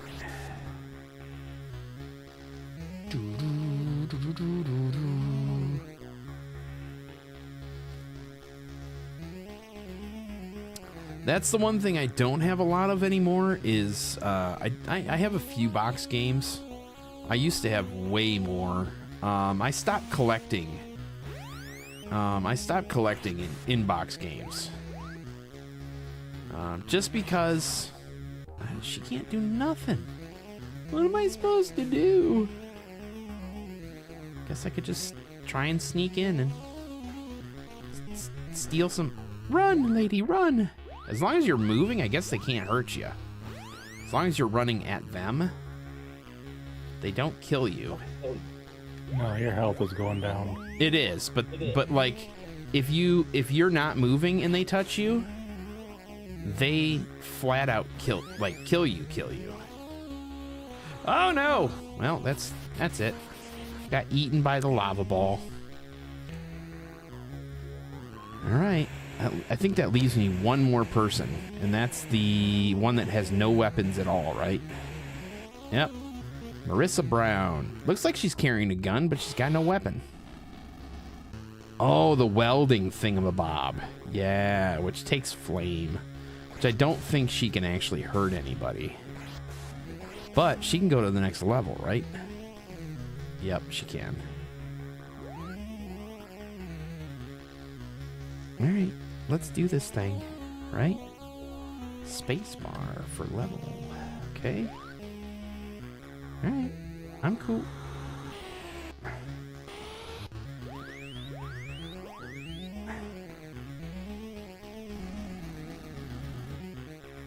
Okay, so that's what she can do, is run for her life. Run for the hills. Well, that sucks. Well, I've killed them all. There we go. Squadron statistics.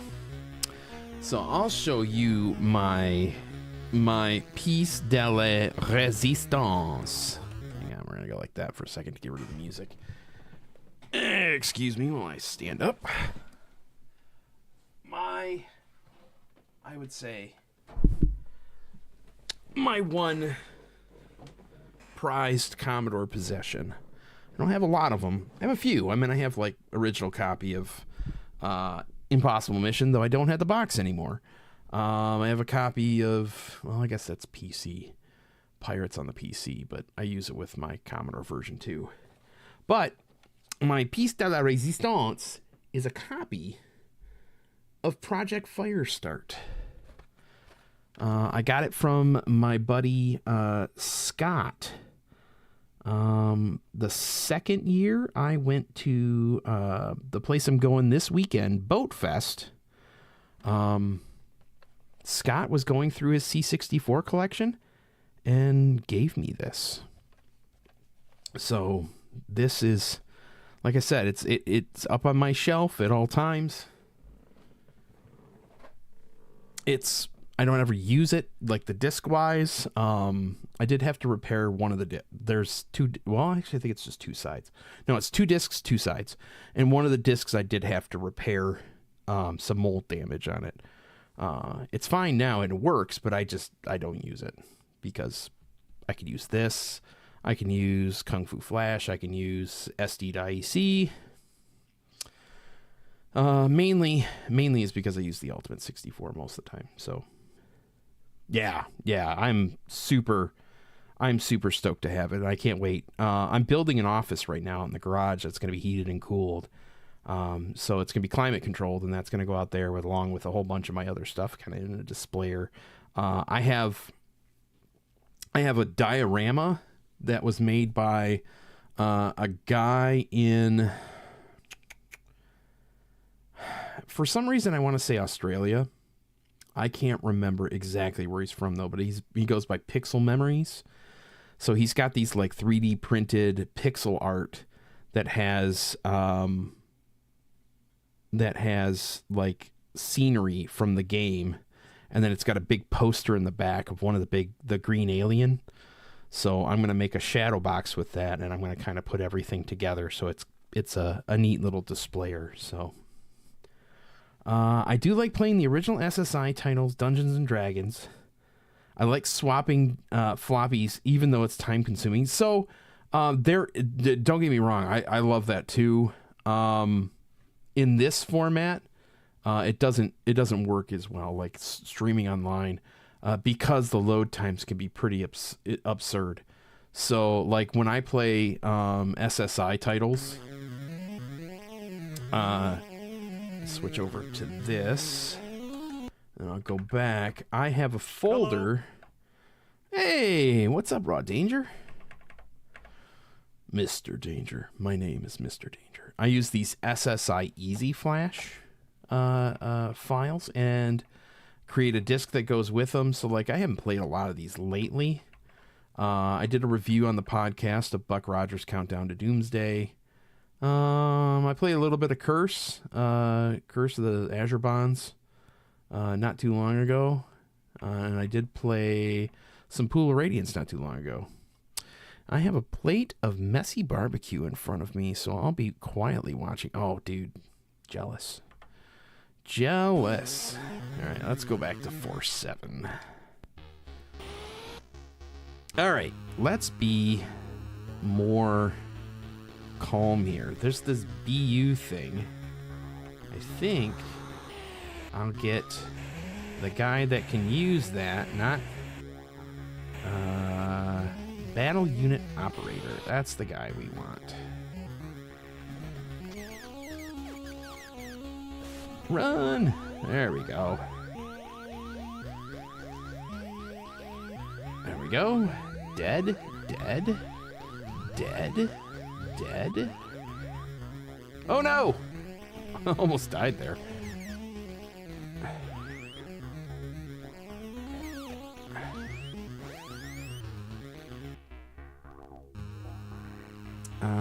So in the D64 image, does it contain all the discs so you don't have to swap?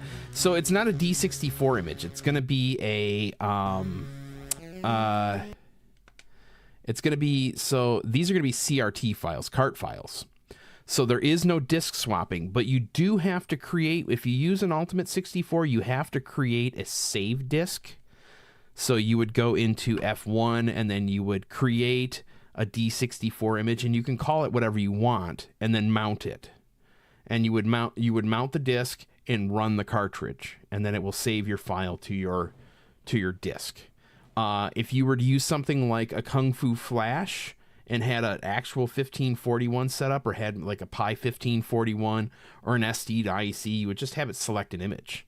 So yeah. And I'm a big proponent. I don't normally tell people, like, don't get me wrong.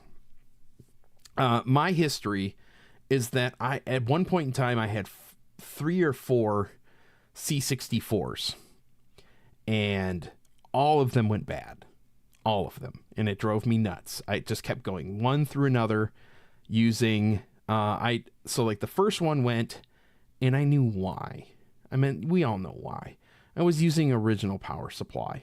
And Commodore friends don't let Commodore friends use C64s with the original power supply. So immediately after killing one, I went out and bought a new brick 64. Oh, dude, you have a Starlight Edition. Cool. So yeah, you can get that at csdb.dk. It's called if you just look up the individual ones on csdb.dk, they'll be just they'll just be listed as easy flash versions. You're gonna say power supply. Yeah, at first it was power supply. So the first one that went bad was just a PLA, no problem. And then the next one, the VIC-2 went out, and then the next one, the SID went out. And here's the thing, I was using an aftermarket power supply after the first one, but it was just, I think it was that time. I had probably hosed them and probably didn't properly. Mr. Christoph, thank you for the gift sub. Sorry dudes, went AFK to do a Peloton ride. I should do that. My 1540 drives kept crapping out in a time where they can only be found at Ohio swap meet. They would last about a year, and if I was lucky, then I'd go back to the same thing there. I stopped using 1541 drives. I have 6 of them right now, and one marginally works. So it reads and writes discs, but it spins constantly, so it never stops spinning. And I've heard that is it could be the CPU. So that's what my buddy Frank at Retro Rewind was saying. It could be the CPU. That is good to know because I picked up 3 bad ones at last year's VCF Midwest. Oh, geez. Oh, so did you pick up from the pile, the stacked high to the ceiling pile? Yeah, the stacked high of bad ones. Yeah, that was an interesting display. I took a picture of that. Your last message didn't go through. Bit binders are the ones I use. Expensive but great products.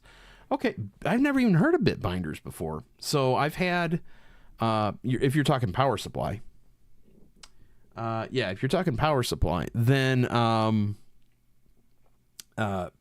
New Brick is what I normally use. That's by Kevin Adam.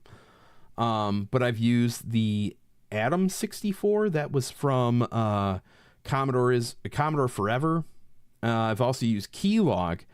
Keylog, I had good reliability with my C64s, but I bought the one that had connectors for both the C64 and the 128, and it would not power my 128.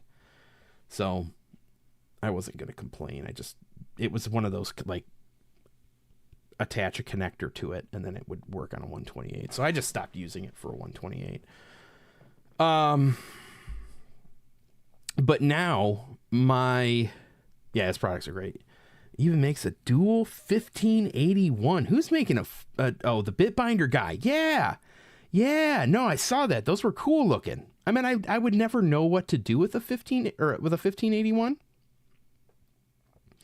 I never ran a BBS. I never went on BBSs. I was too young for that, and my cousins did all that kind of stuff. They're the ones that got me into the Commodore 64. My cousin Alan and Brian, who are about 6 or 7 years older than I am. So I was born basically the same month the Commodore 64 was released. All right. Oh, my controller turned off. Oh, he's in here. He wants some. Come get some. Well, he's just going to hang out there. Young pup. Yeah, you're right. You are correct. Run away! That was dumb. Why did I do that? Older than you. I follow you. I ran Access 1 BBS in New Jersey years ago. Sweet. Right, let's get the water chick out. H2O dispenser. She's she's Bobby Boucher. Bobby Boucher. Oh no! Crap in a can. Sheesh. All right. Sarah O'Connor.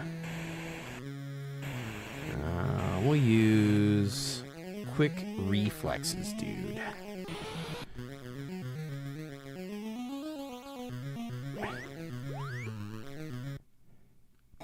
Not that fast.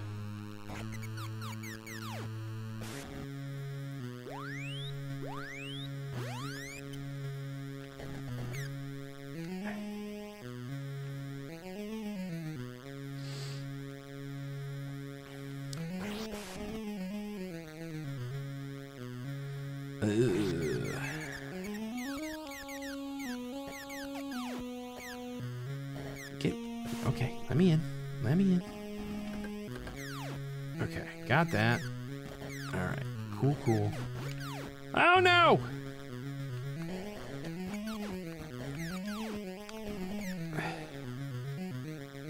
Did I use a Turkish word? I might have, inadvertently. What Turkish word did I use?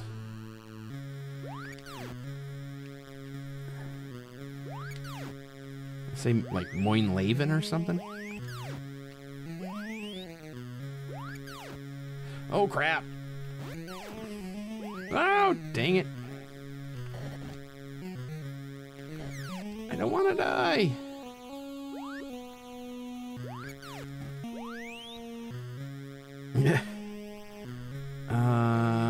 Okay, there's a new BBS coming out. It mimics the old Q-Link. Cool, Ultralink. Coming out by a YouTuber by I believe his channel is called Flashing Border. Tush? Tush. I don't know. Did I say tush? Tush. Did I say shush? I don't know. I don't know. Sorry. All right. He needs to go.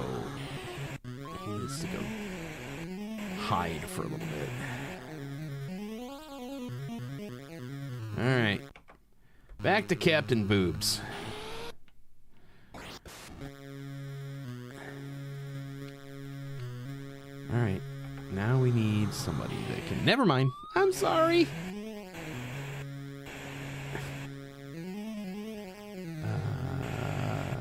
Battle operated... Captain Boobs. Yeah, I wanted to be called Captain Boobs.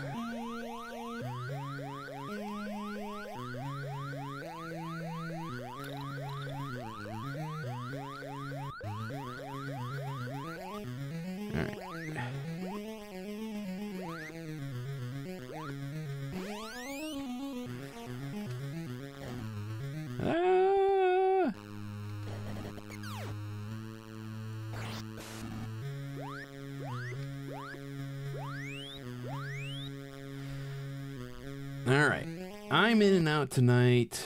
These are the names we chose. Not cheeky programmers.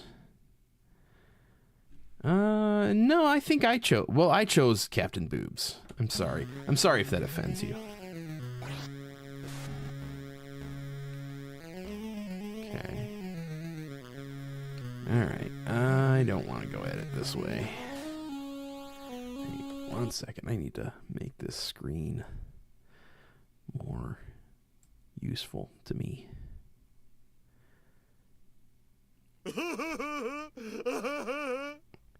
No, I just thought the programmers had balls. It could be. Yeah, probably not.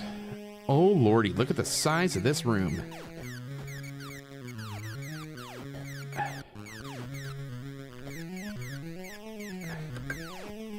Okay. Oh, cripe.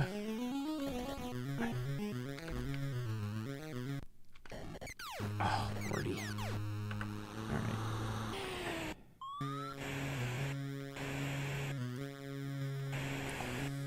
Savage. No weapons.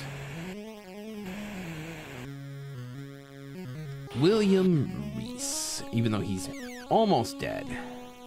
And he's out of ammo. Cripe on a bike. Alright, flamethrower dude it is. Patty Smith. Oh, crap. His flamethrower is a little bit more powerful. You ever need repairs? There's a guy in Long Aim named Jake. He did my SX64. Was very reasonable with shipping, too. Cool. I'll admit, I have the cheat for the vast majority of okay, not killing him for some reason. Not sure where you're at. Long Island. Yeah, I'm in Michigan, Southeast Michigan. Vintage Computer Club. Yeah. Yeah, I also run the Southeast Michigan Vintage Computer Club.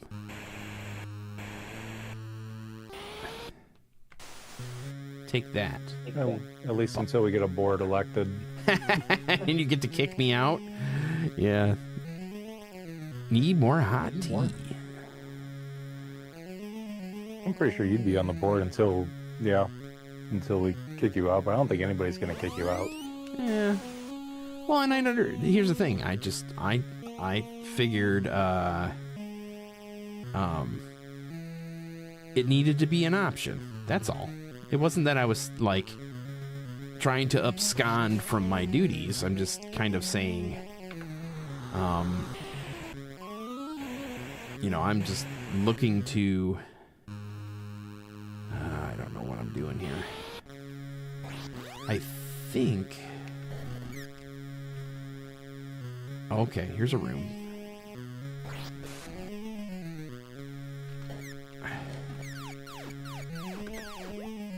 Yeah, I know you're just being cheeky. Well, I'm not really being cheeky. I am being honest in this. Let me throw a grenade already. There.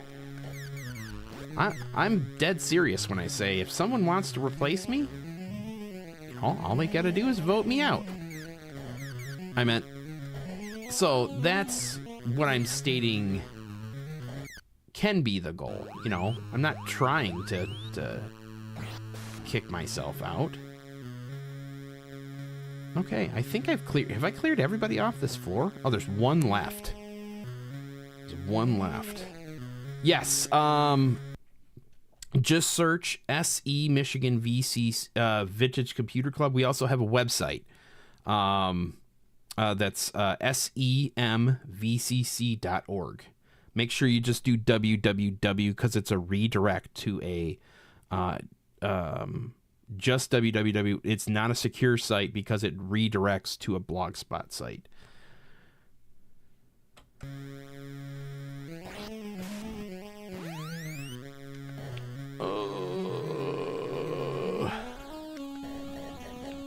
Yikes. I gotta find that last human. I left someone alive. What did I do? It's not there. Where the heck did I leave a human?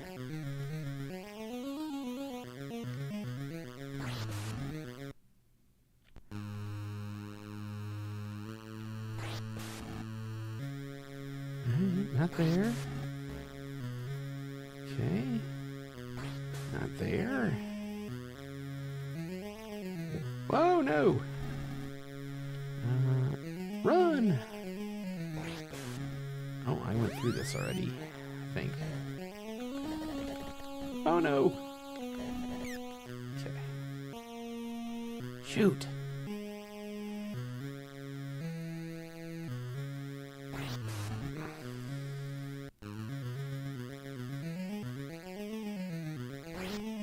Where, oh, where did I leave that thing? Oh, I know where it's at.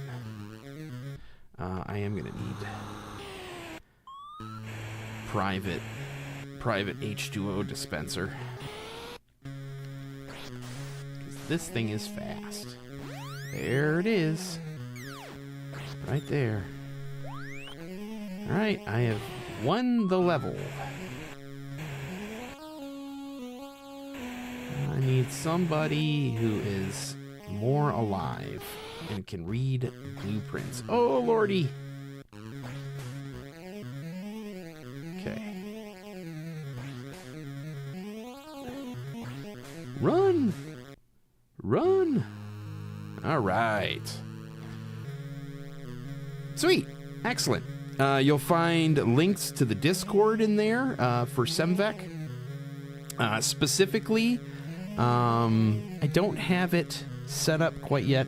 I've actually recently split the Discord. It was originally the Commodore Chronicles and Semvec Discord, but there's a link to, in any one of those meetup things, there's links in those for Discord. And then also, if you want to join what is basically for all my podcasts and stuff like that, there's this Discord as well. So, all right. Dude, sweet.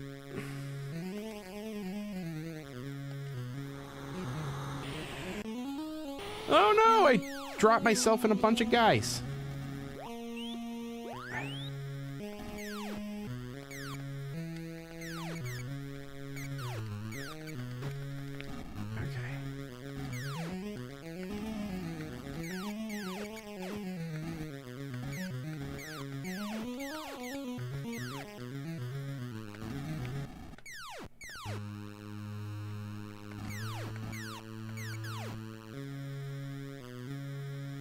Oh, that was dumb.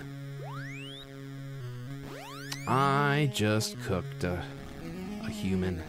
This guy's almost dead.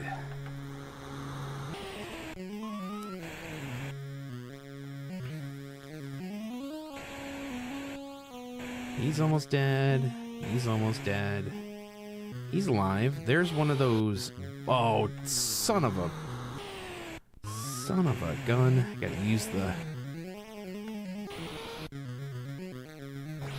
water boy.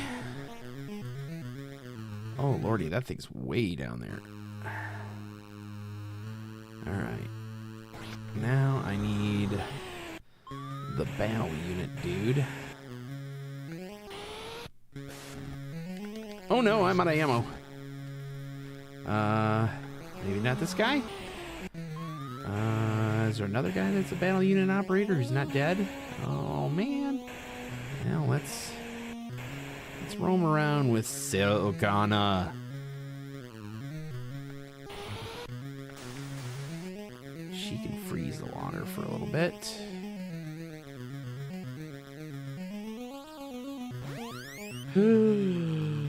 That's a problem. Run away! Run away! Search term to put in Discord to find it easier. It is not public. I can post a link. Or maybe I should have a Discord link as well. what's that? The blog spot, the first post on there. Yeah, he's right. For the 12th Yep. meetup should have a Discord link. Yep, it does. Oh, I'm sorry, Sarah. I didn't know what else to do.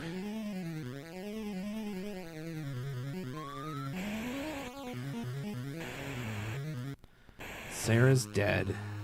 I can no longer distribute H2O. Oh, Captain Boobs. Oh, Captain Boobs is on the wrong level. Oh no. He's fast. Teleporter. Gonna fly to the other side of the room.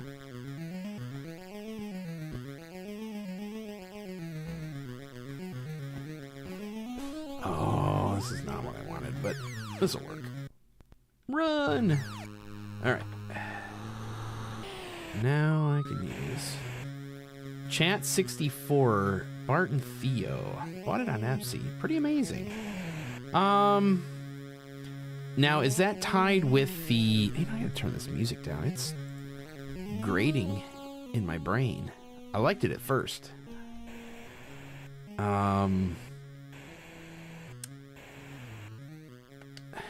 Did that have to do with the integration into... Oh, there's a heart. We gotta kill that thing. Kill the heart. Uh-oh. Almost died there. Oh, wow. He is so close to dead. Alright. Back to the captain.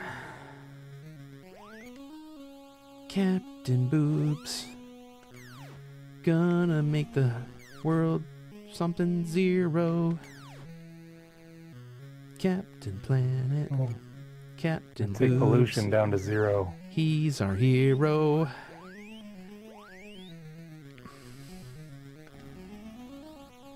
Gonna take pollution down to 0. Oh my gosh. I forgot about that show too. Oh, I just killed him. I thought I collected it. I didn't. I killed him. Oh no! Got him. Okay.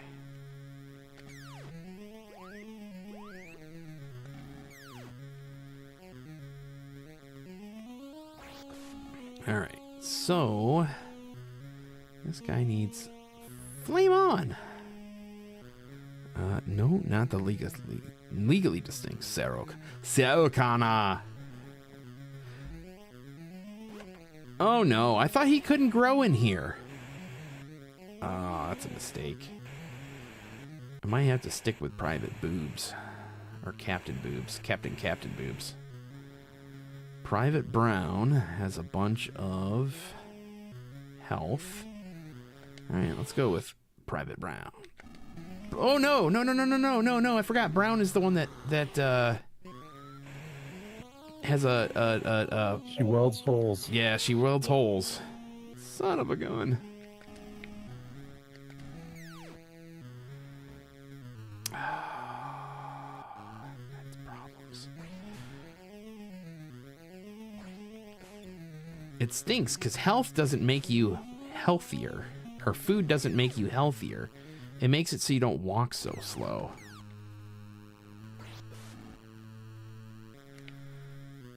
Oh yeah, and I don't have the H2O chick.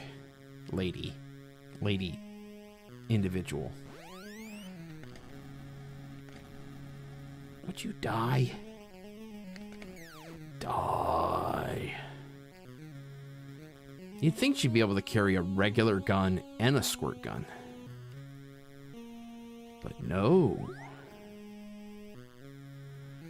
Oh, there's one of those.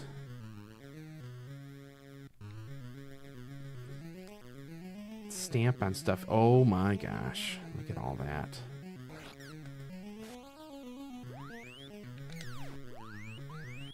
Alright.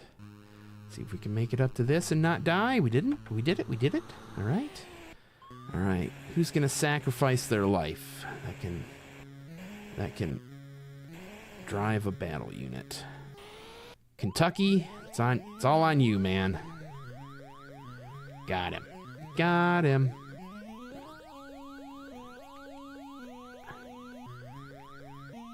Got him. Oh, but he's out of weapons. I should have went back to whatchamacallit. Quick-witted, flamethrower, Captain Boobs. I know you're tired, buddy. Oh no!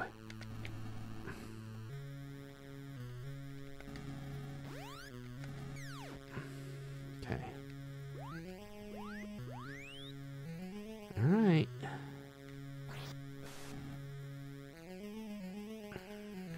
Oh no! Cripe. Alright. Oh my gosh. There's nothing I could do there. It chases you no matter where you go. That's evil! How am I supposed to get past that? Look at all that. I know I have to, like, weld those shut, and that's how you fix them, but that sucks. And there's one of those big dudes is totally chasing me right now. Right there. Alright. Ammo hut. This guy needs some flame. My other flame guy needs some flame. Yep. Oh, he's got flame. Patty Smith, but he needs more flame. And there's one more guy that needs flame, even though he's mostly dead. Oh, this is a submachine gun. Okay. Okay, there we go.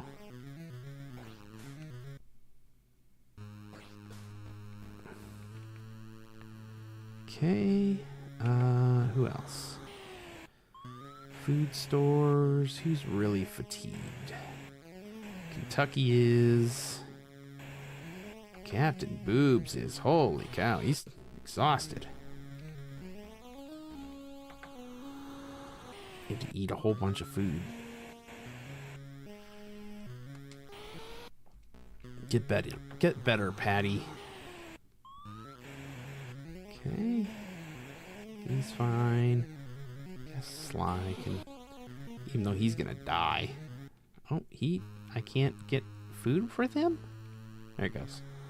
That was weird. Okay. He's probably already fully rested, fully eaten. Yep. Oh no, I didn't get this guy ammo. That sucks. Run! Alright.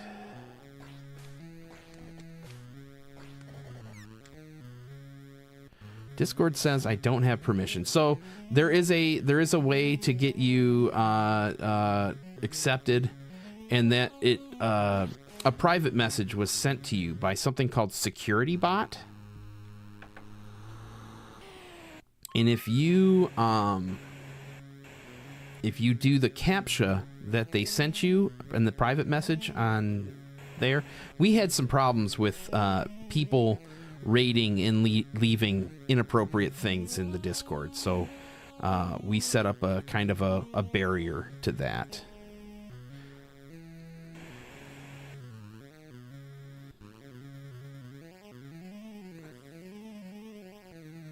Okay. Where's the one that has the welding? There we go. Why would they even do that? You know, it's a good question. That's so frustrating. You're right. It is frustrating. Okay. I hate it. Oh. Okay. Can I teleport in here? She doesn't have the ability to use it. Oh, she does.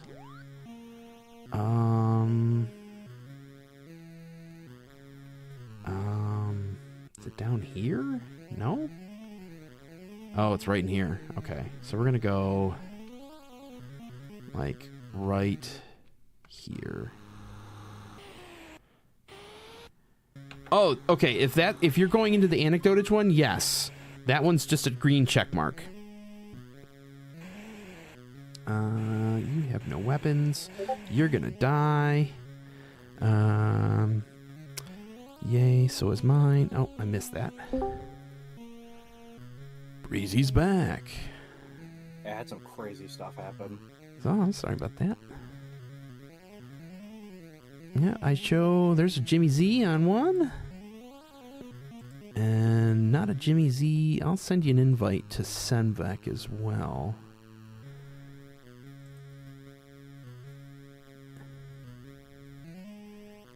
Okay, so we're Sorry if gonna go. my mic made any audio. No, you're good, Hold man. on. You're good. Yeah, you're good.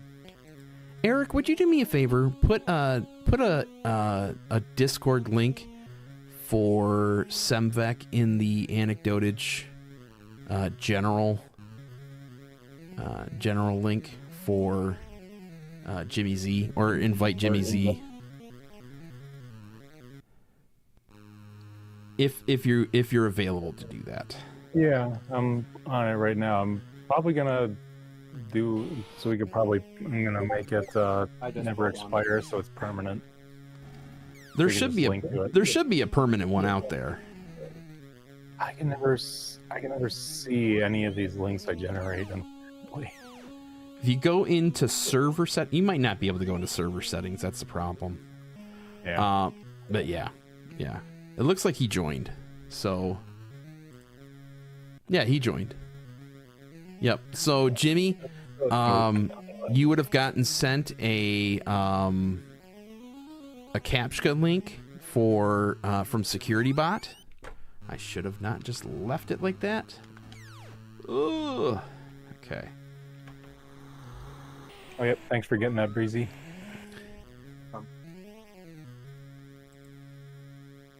Thank you, buddy. So he's in there now, though. So you would have got a private message from security.bot, and it has a link that's going to send you to a CAPTCHA. And when you do that CAPTCHA, it'll unlock the Southeast Michigan Vintage Computer Club's the entire Discord.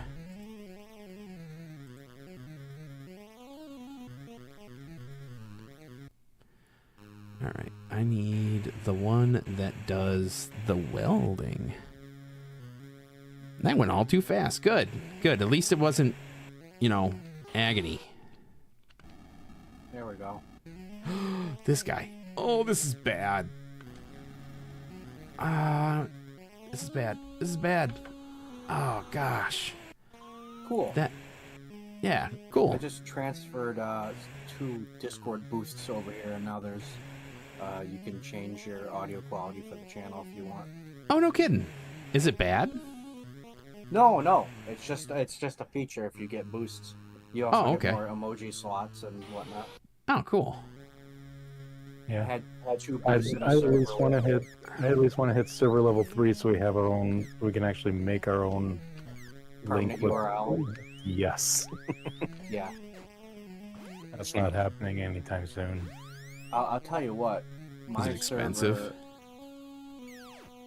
It's like what's cool is I got a big server. I'm not gonna say what it is, but we got 95,000 people in it, and everybody just boosts for. I don't know why people boost it, because it's like I think it's like 25 boosts is a cutoff. You don't get anything more for more boosts. So there's like 300 boosts in there, but we do get really cool Discord features. Like they have server themes right now. You can have a theme for your server. So whenever even people who don't have Nitro are in your server, they see everything looks different. Oh. This looks like an evil room. We're going to find out in 2 seconds. What level do you get banners at? Oh my gosh. What level do you get banners? Like personal banners? Level 2, you need 7 boosts and you can have a server banner. All right, everybody. Hats off. Captain Boobs. Killed in action. God rest his soul. All right. Yeah, there's a lot of aliens there, that's for sure.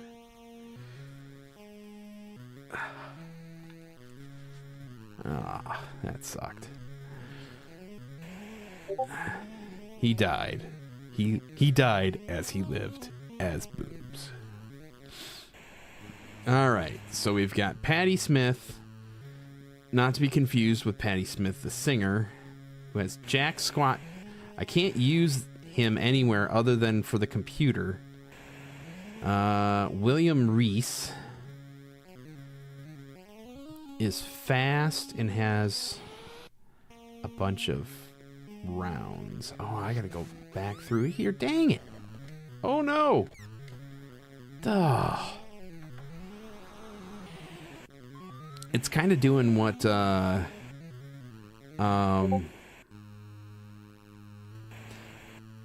weird. What?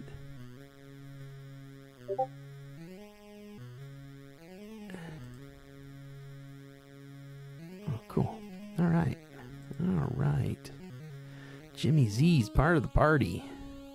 And you can watch and chat in the water cooler on the Anecdote Discord. I just ask that if you wear headphones, that way we don't hear your echo. Yeah, I'm sorry about that. Mao means I have. Welcome. Mao. Also, don't blow a fan into your microphone. Yeah, Petzold. Learn. Come on. Jeez Louise, I meant. I'm sorry. I always just think of if you call into the radio show, make sure to turn your radio on. Yeah, make sure. East of the Rockies, you're on the air. All right, so I want to drop back here. Can I drop over here? Oh my gosh, I had to drop in the middle of the room. So I haven't. Do you do seasonal themes for your OBS layout? Could you ever think about doing a Christmas one? I could. Oh man, this room's gonna be the death of me. Now, you could totally just take lights, Christmas lights.png, transparent, and just layer it on top of stuff. I could always do a run of the Christmas theme from the Commodore 64, and when we do that, I'll play. No, I'm not gonna play it. It's not important. Okay, so she has a sliver of health left. No weapons, and she's the only one that can travel between levels now. Dead. He's got a sliver of life. Extremely quick reflexes. I don't know what extremely quick reflexes mean. Ah, it's not quick enough. Did they ever make an Ultima game for the Commodore 64? They have a lot of Ultimas for the Commodore 64. I only knew about Ultima Online, and I just watched a documentary about Ultima, and it seemed pretty. I have the Ultima Collection, which is Ultima 1 through 7. But on here, there's other ones the most popular one I think is 3 or 4. 5 was interesting. 5? Was it 5? The False Prophet, I think, is the one that I'm thinking of. You know what? We're dead. We're gonna look around. We're dead here. We're gonna look around. So I always died of starvation. I couldn't figure out how to feed my party. yeah. I'm not very good at that, but I'm always fascinated by them. All right, so you got Ultima 1, Ultima 2, Ultima 3. So you have Ultima 6 is False Prophet. 6 is False Prophet. So there's 1 through 6 on the Commodore 64. And 6 has like the really cool opening. And it's one, well, really that's one disc there. So that's back and front, back and front, back and front. And then G, I think, is maybe, I don't know. Let's find out. We'll run the disc.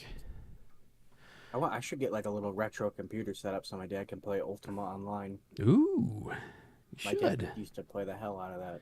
You should. And it's still up. People still play it. A lot of people still You play have Ultima headphones on. online. Sweet. Yeah, you're free to join the water cooler and chat along if you want to. If you got a microphone.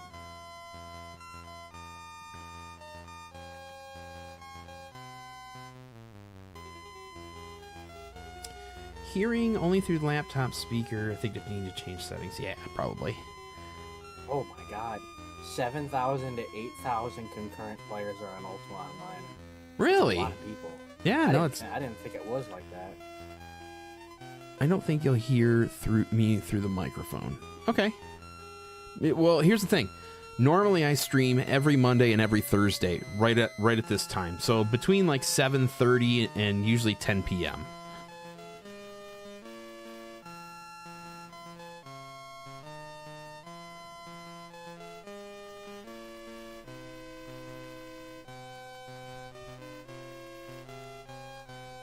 This game looks great.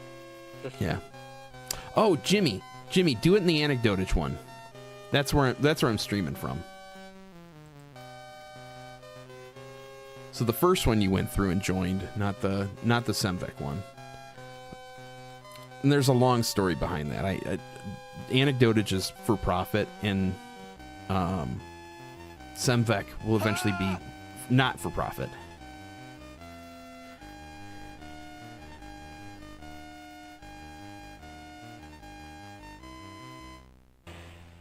Is it waiting for me to hit something? It is. It's waiting for me to hit enter. A chill wind rises.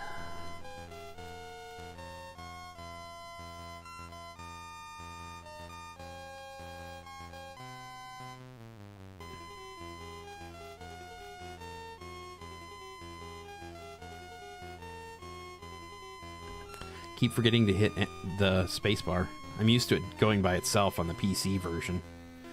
A cataclysm of sound and light, a bolt searing blue fire strikes the earth. Lightning from amongst the stones. Is this a sign from distant Britannia?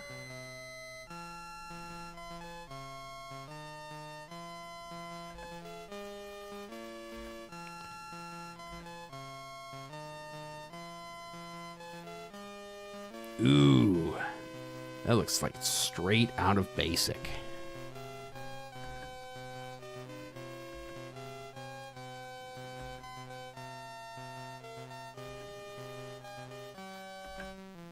Okay, let me see.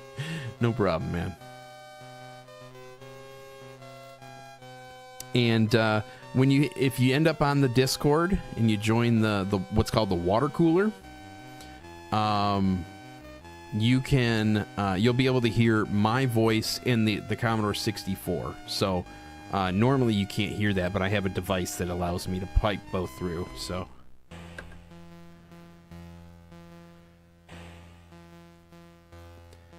the one downfall of Ultima 6 on this is the disk load times are unbearable. Does what you have make it any better? Well, in the format I'm using it in, it's still using disks at disk speeds, though I am using what's called Jiffy DOS, which improves your loading speed by like 10%. Or I'm not by 10%, by like 10 times. It's like 10 times faster, but it's still ridiculously slow. So yeah, you've got Ultima. Someone remastered Ultima 4 recently, and that's pretty cool. That's only a That's what I was two-discer. looking at too. They had Ultima 7 revisited is what it's called, and they put Okay. it into a 3D engine. Oh, cool. It looks like Ultima Online.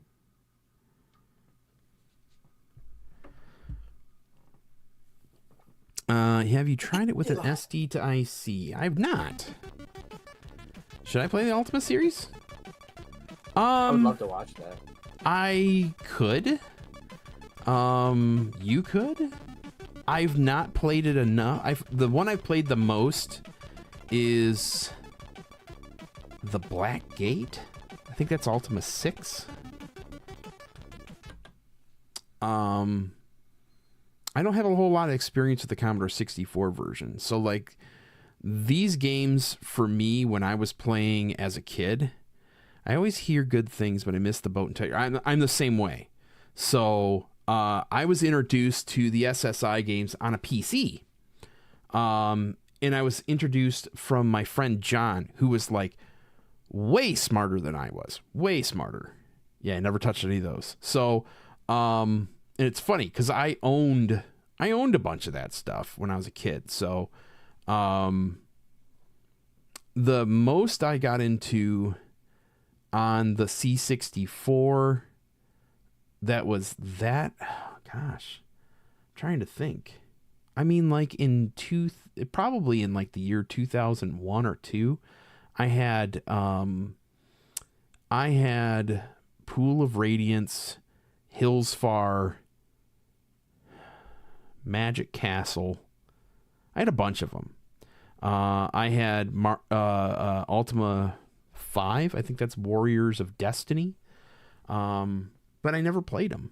It was just because I got them at a garage sale, and I held on to them, and then I sold them for ridiculous amounts of money. I went to Discord, Anecdotage. Live stream it's in what's called the water cooler. There's a voice channel that's in Anecdotage. The voice channel is called the water cooler, and there's me, Breezy, ME262, and Petzel in there. I had Bard's Tale and Pool of Radiance, but never got into it. Yeah, it's kind of the same here. No, Bard's Tale is a game of its own. So Bard's Tale is like a dungeon crawler is style. I guess, well, yeah, it's more in a dungeon crawler style. When you get in conflicts in SSI, you get into that like top-down map. Yeah, so you know what? Here, I'll send you an invite. Invite to voice. We'll add. Well, dang it. Nope. It isn't going to do it. It isn't going to do it. I'm not your friend, so I can't send you an invite. Yeah, you want to get out of yeah, it looks like you're still in the Semvet Consortium, which is where I used to stream. But if you go over to the Anecdotage side, it's a totally different Discord server. It's a little black symbol with a microphone looking thing that you can hardly read. It's kind of everything. That's the one thing I wish on Discord is there was a bigger icon on the left-hand side. So like Christoph's is a big K, so that makes sense. And then the Indie Classic guys, it's a big G. I don't know why it's a big G, but it's a big G. There you go. There we go. Hey, how's it going, Jimmy? Nice to meet you. Come in. So what you're gonna need to do too is stop watching the stream and then watch the stream in Discord. So I can hear myself. Right. I got you. Well, cool. Welcome in. Thanks. Great. Pleasure to meet you guys. Yeah, pleasure to meet you too.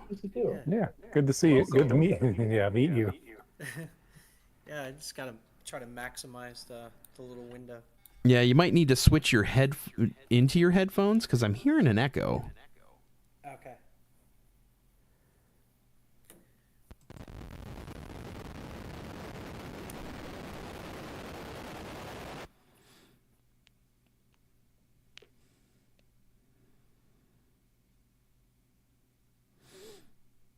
So there's Ultima 4, Quest of the Avatar. Never played a whole bunch of this either.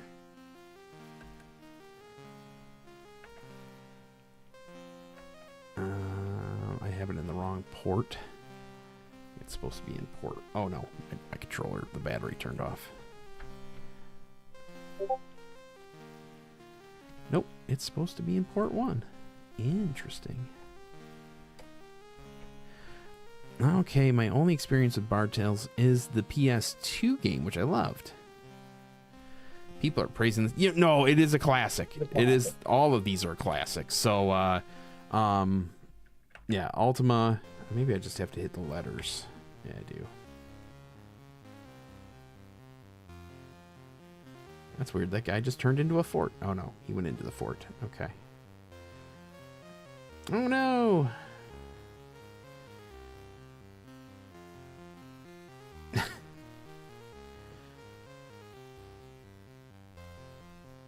Is this supposed to be telling a story? I don't know.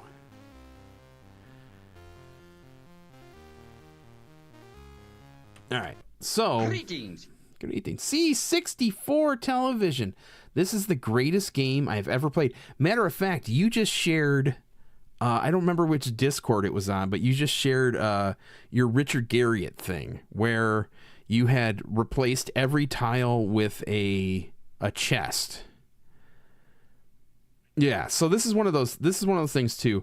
So I was explaining that like I was born it's the month before the C64 was released. I was born in this month in 1982. So it was released in August. Officially, it was really on the market in July, but it was released into the public in August of 1982. So that's when I ended up with one. Well, I ended up with one in 1986. Yeah. So never got to play stuff like Ultima. Didn't get to play. I got you by 2 years still. Wow. Hey. Yeah, I'm actually a year older. That's insane. What are you saying? What are you saying? You saying Eric? You saying I look old? I'm saying I'm older. You're older. Yeah. Yeah. Young buck over here. What else? Yeah, we're basically slowing down for the night, but I need to find something to play. That is just, and I'm not gonna be digging into an RPG. You know what?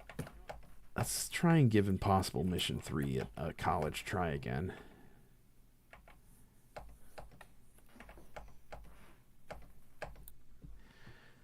$77. Download? King of Babylon is $77. Dude, awesome. I'm super glad that that it's not just, 40, 55, 60-year-old guys are down with this. Oh, or were you born in 77?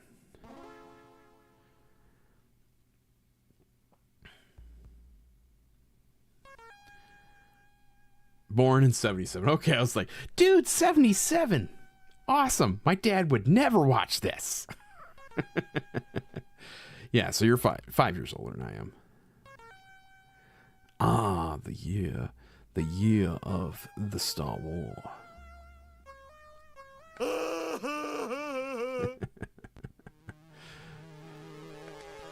Easy. Stay a while. Stay forever.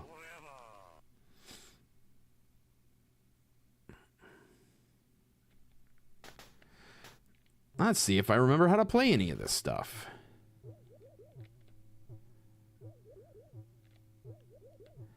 All right. Kill him, my robots. So I've made it pretty much to the end of this game. But I have... We were so close. Yeah, we were very close. I didn't finish the puzzle in enough time.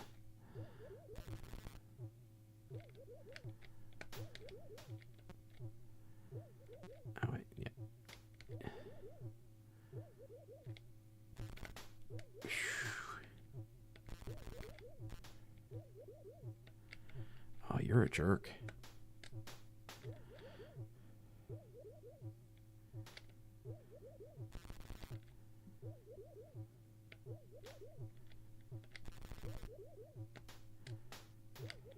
Yeah, we're gonna run away. Yes, this is IM3. IM2 is brutally difficult. C64 television, you've got years on me. Have you gotten anywhere near beating Impossible Mission 2 in any of its forms?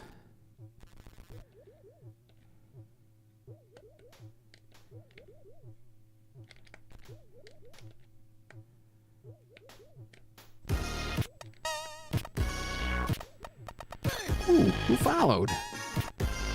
Reuven. Is it Ari Uven? Oh, I forgot. I gotta get out. I don't have my device yet, do I? Oh man, I don't remember how to change this. I don't remember how to change my weapon. It's a space bar? Hey, what's up? Oh no, death. I got to remember, where is the weapons catch? Isn't there a weapons catch right here? What game we are playing? We are playing Impossible Mission 3. So this is a new release that came out this year. From the guys in Icon 64. I swear there was a weapons catch over here. Is it up higher? It's not up higher. I think you might be over to the left. Yeah, it might be one more. Through that room to the left, yeah. Yeah, this is a Commodore 64 game. Yeah, C64.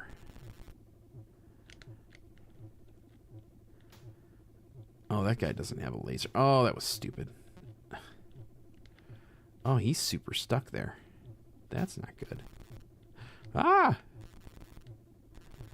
Oh, I don't have the combination set right yet. Oh, that stinks. Yeah, that ain't gonna work. Run! Crazier. Very nice. With the pollen.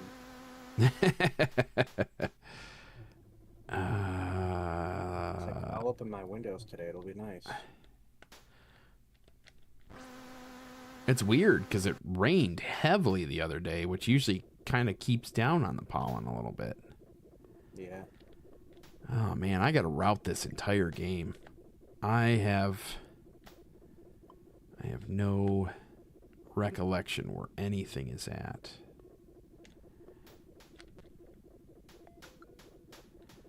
All right. Push him down. Jump, jump, jump, go down. Flawless C64. I wish I was as talented as that guy is. If you don't know who we're talking about, one of the guys Spiffy and I watch on Twitch a lot is a guy named Slackinator. He is an NES streamer, and he's been doing a series called Flawlessness, and I think he's 51 games completed without dying. And he just finished up. He just finished up Metal Gear. And what else did he finish up? That's gonna be a painful play. Oh, dang it all. Yeah, he's crazy.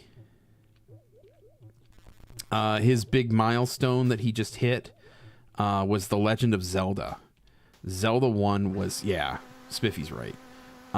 Zelda 1 was 3 years in the making.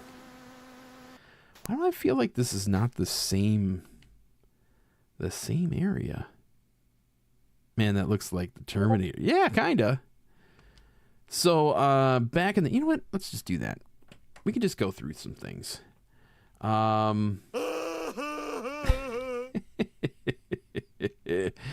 Sounds scary somehow.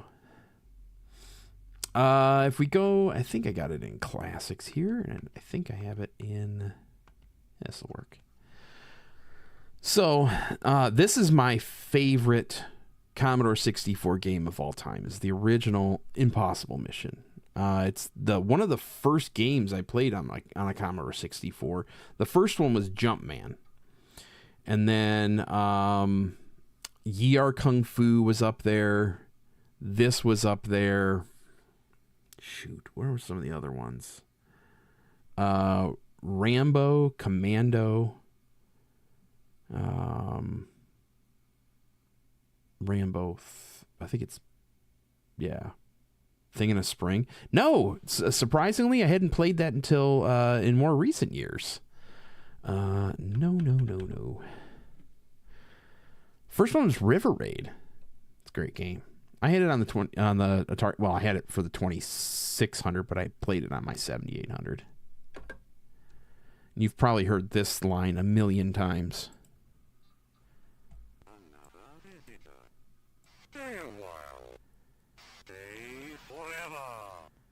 Yeah, so that is kind of what this game is known for. It's a platformer, but it's also it is also a puzzle game. So your goal is to grab a bunch of puzzle pieces by searching all these objects and avoiding these robots. So that was just a snooze. That'll turn these robots off if I go down to that computer and not die here, which it's looking like I'm probably going to do. So good. We wouldn't have flashback or out of this world. You are correct. So I can temporarily disable the robots in this room and grab the things that are too hard to grab. Mainly, it's this guy here and the one that's up top. And one snooze might not be enough. And that sucks. Nothing here. Nope. I knew it. I've played through this game and finished it. So far, I'm five times I've finished this game. I wouldn't say I'm a professor of this game. I don't know it. I'm not like a perfectionist, but I know a few of the maps really well. There's a ton of them though. Prince of Persia, that's a great game. Yep. In fact, because nobody's going to spread this here, I have a YouTube channel that's called Anecdotage Media. It's www.youtube.com/@Anecdotage Media. Wow, that's not where it works. So let's try a different map here. Let's go restore, and it starts over with a different map. My next video is likely to be a retrospective on my favorite kind of this genre of game, which is Flashback. I absolutely adore Flashback. It is like probably one of my favorite games of all time. I mean, my favorite game of all time is Maniac Mansion Day of the Tentacle. Oh, I went the wrong way. That's really dumb. I'm not familiar with this one. Oh, and there's no way in Doggity Dog. Whoa, that tickled. Yeah, so I'm doing a retrospective. Seriously, Flashback was a movie put to a cart. Yes, as far as I'm concerned, it's the same thing. So I'm doing a big retrospective on that game. And it sucks because all the stuff that came afterwards, like the remaster and the sequel, which was called Fade to Black, it was just, it didn't capture. Oh, ow.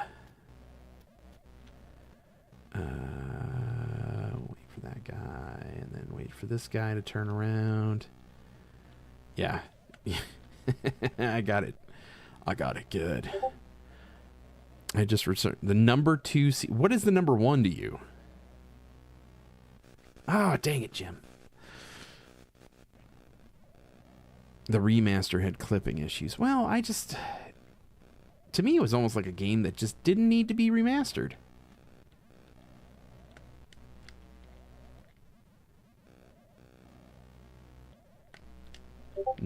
Nothing here. I died twice. For nothing here. Pirates. Yeah, it's a good game. I own a physical copy of that on for MS-DOS. I've got mine for Atari ST. There you go. We're all pirates. Is that guy gonna move? He's not. That's dirty. At least I can jump him. Ow! I have a physical copy of C64 Pirates. The artwork has the red-coated fellow on it. I have that one. Pac Billy gave me his version. Unless he also has a C64 version. Last year he gave me the PC version because it has a Tandy-specific mode on it.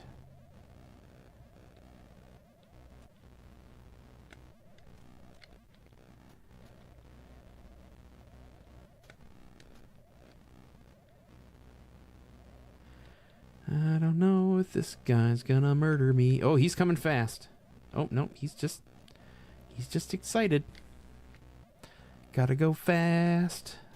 Gotta go fast. Gotta go fast. Ah! Yep, my copy works.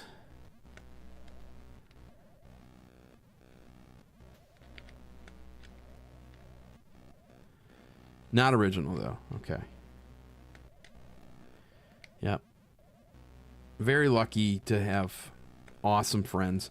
And that was kind of what I was talking about before when someone said that, hey, impressive computer collection. I was like, I've just been very lucky to be in the right spot at the right time. I got my C128 set that had a 1571 and 1902 monitor for $150 in box, owned by old people. Great game. My IM3 isn't shipped yet. Okay. On order, ordered on release day back in May. Very cool though. Probably one game I would definitely own. I own a copy of this without the box though. Things were built to last back then. I had a bunch of vinyl in the garage for 30 years in the Texas heat. Pulled them out. Got my 20-year anniversary gift. They all played flawlessly. That's such a good story, though. The only other C64 physical you have is Hardball. Ah. I was originally planning to do a baseball video. I still have portions of it written. Oh, yeah, a record player. I figured as much.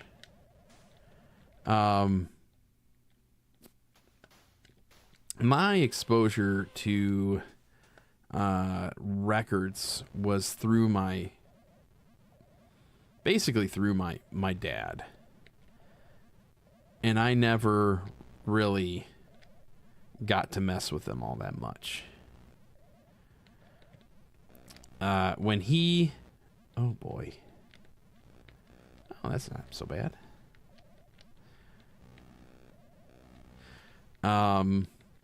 Yeah, back in the day, he gave me his 8-track player. So I have more, it's funny, I have more nostalgia for the god-awful format that is 8-track than I do with records. My cousin used to run the front end at Amoeba in Hollywood. I got hooked up with so much cool stuff back then. my brother, who's now a concert promoter, used to also used to be a live recording bootlegger.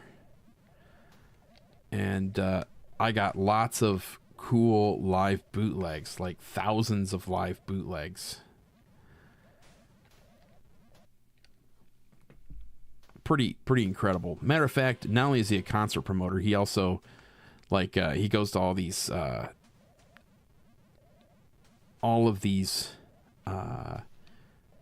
hi-fi shows and sells cassette tapes now. He's a hipster. He likes all the music I can't stand. My parents should have had more kids so there could be someone cool in this family. Don't sell yourself short, man. Ooh, that's exactly what a man needs. Right there. Buckaroo. Disable those robots. You gotta disable them, 'cause they're jerks. Yeah, I enjoy you too. Shut up. Oh, that sucks. Yeah.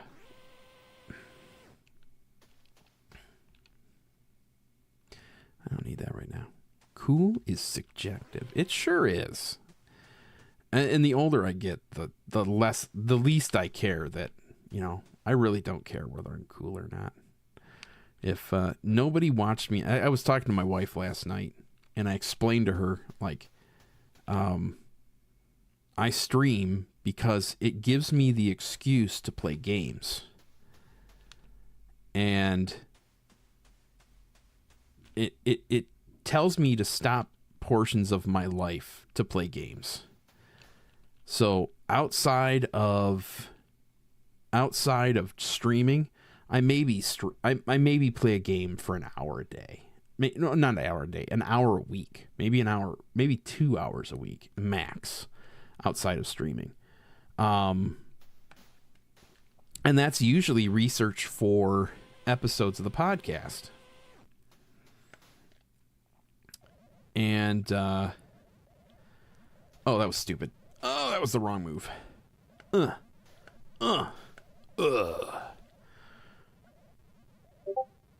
on YouTube. Headset isn't working properly. I think it's my laptop. No, that's fine. It's fine. Some of the time. Yeah, true coolness is not to care about it. I have never seen a robot on the bottom down there. What the heck?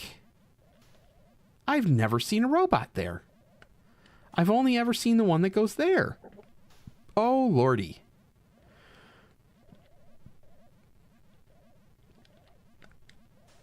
Oh, no. Oh, that was close. I have one other snooze, so I'll grab these things here. 1, 2. Wasted my money.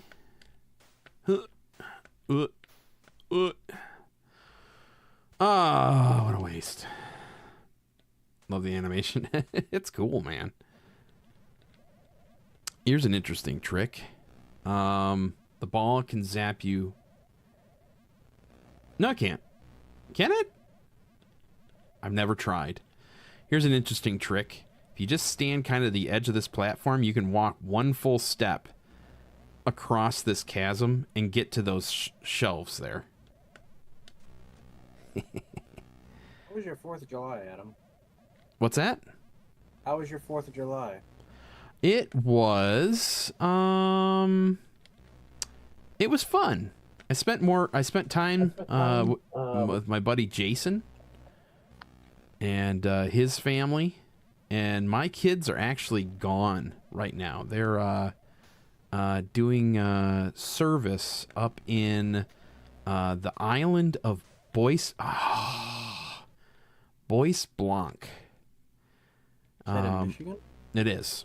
It's an island kind of outside of Mackinac, and they are doing a service project for a church on the island. That's cool. Yeah. Oh, snooze. Sweet. You got all your fingers still? Do I have all my fingers? Yeah. All your Both. and your toes. And my toes. Hands, shoulders, knees, and toes. It must be exciting to work in an ER on 4th of July. It was nice hanging out with you too, Jimmy. Take care, man. I would not know.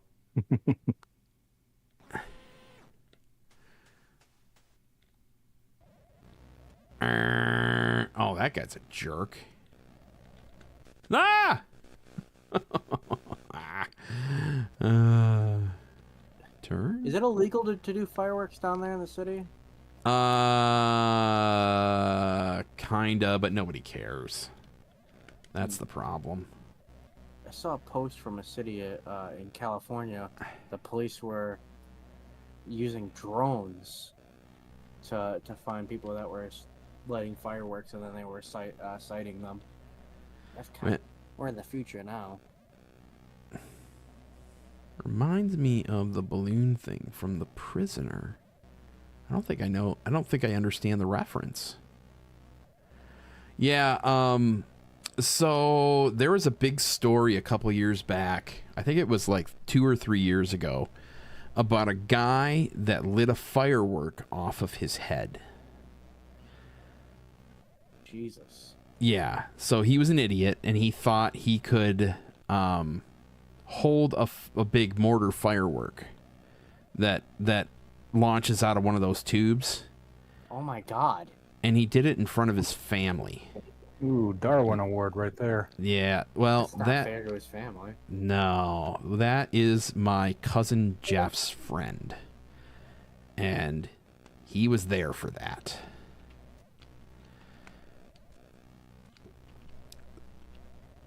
Is he like permanently disfigured? Oh, or?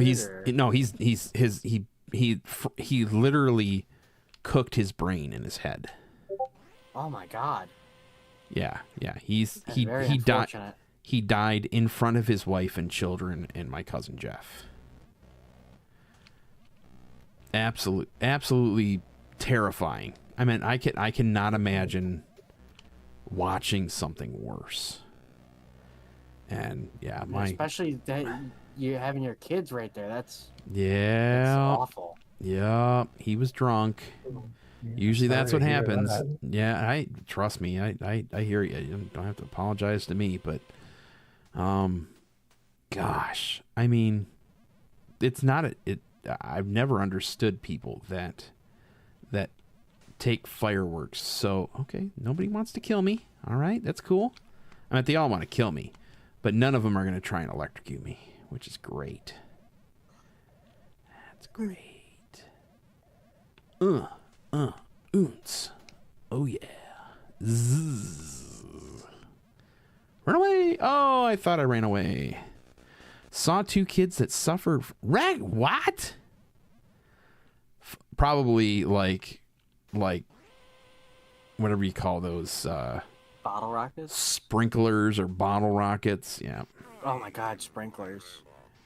Sparklers, yeah. Sparklers, yes, that's what it was. Sparklers. I thought you were talking about the little tubes that You are you like light. fountains. They light and they spray everywhere. No, I don't think that's what they. Yeah. Wow! Did you see how fast that guy was? He's out for you. Oh, dang it! And that guy ain't gonna let me go. Ah!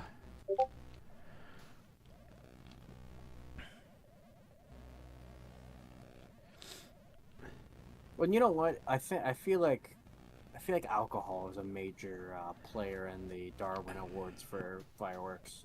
Absolutely. Ah! Holy cow. All right, I need to get up on this side. I need to jump over that dude. Oh, it tickles so much. You're tickling me to death. Stop. Oh, wow, it's 10 o'clock. Nuts. Ah. All right, what are you going to do?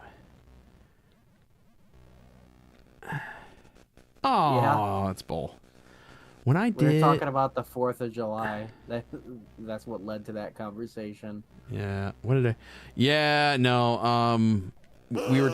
He asked how my 4th of July went, and someone had mentioned something about someone doing some type of troublesome accident.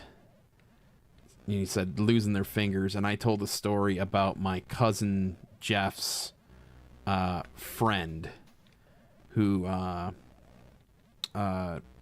was in the news a couple years back because he thought it would be smart to light a mortar off on top of his head.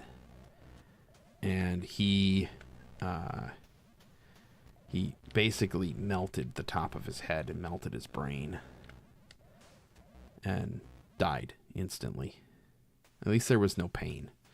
But yeah, the concussion is like, the concussion from those things is like, it's like 1,200 pounds. It's not a, yeah, it's awful. Like I said, that was a few years back. Oh, cripe. Yeah, no, I hear you, man. I feel terrible too, but you know, it's like, and it's a reason why too. I've also said to my cousin, who was his buddy, I was like, dude, this is a perfect time for you to stop drinking. Nope, that's not gonna happen. Dude, that's why it happened. Mortars are the one thing that I'm terrified of. Yeah.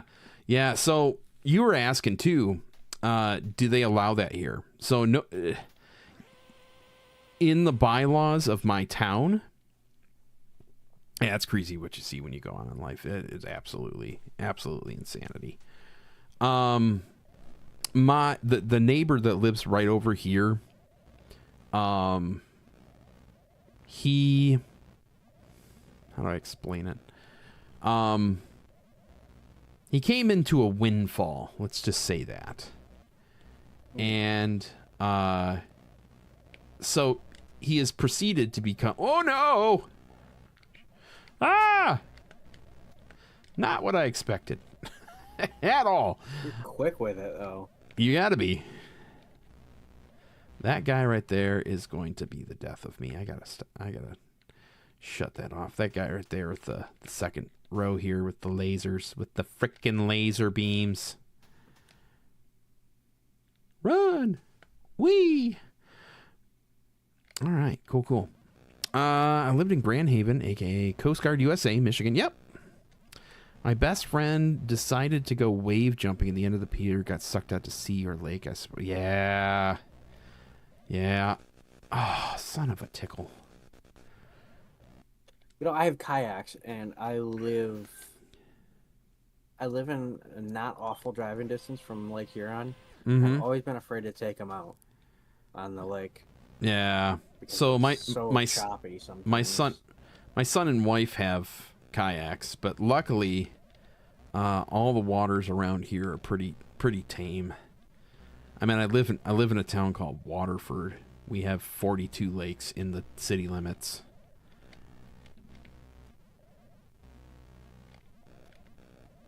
Oh, did you ever check out that brewery? No, I haven't got a chance to yet.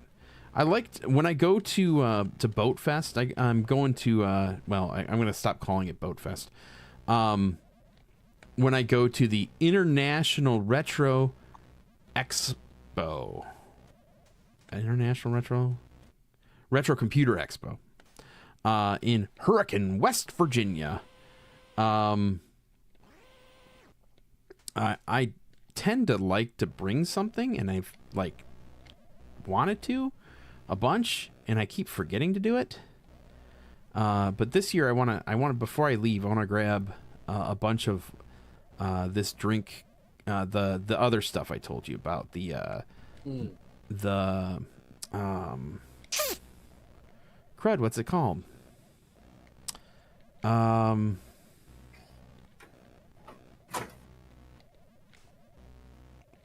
Cheerwine. No, Cheerwine is like water and it's Dr. called Pepper. bee nectar. Ah, crap. Never mind, that was Oh controversial. yeah, that's some good stuff. I had their pear mead. Oh yeah. Yeah. Good stuff. So I've had that one. I've had the apple cider one that's called Zombie Killer. It's gonna kill me.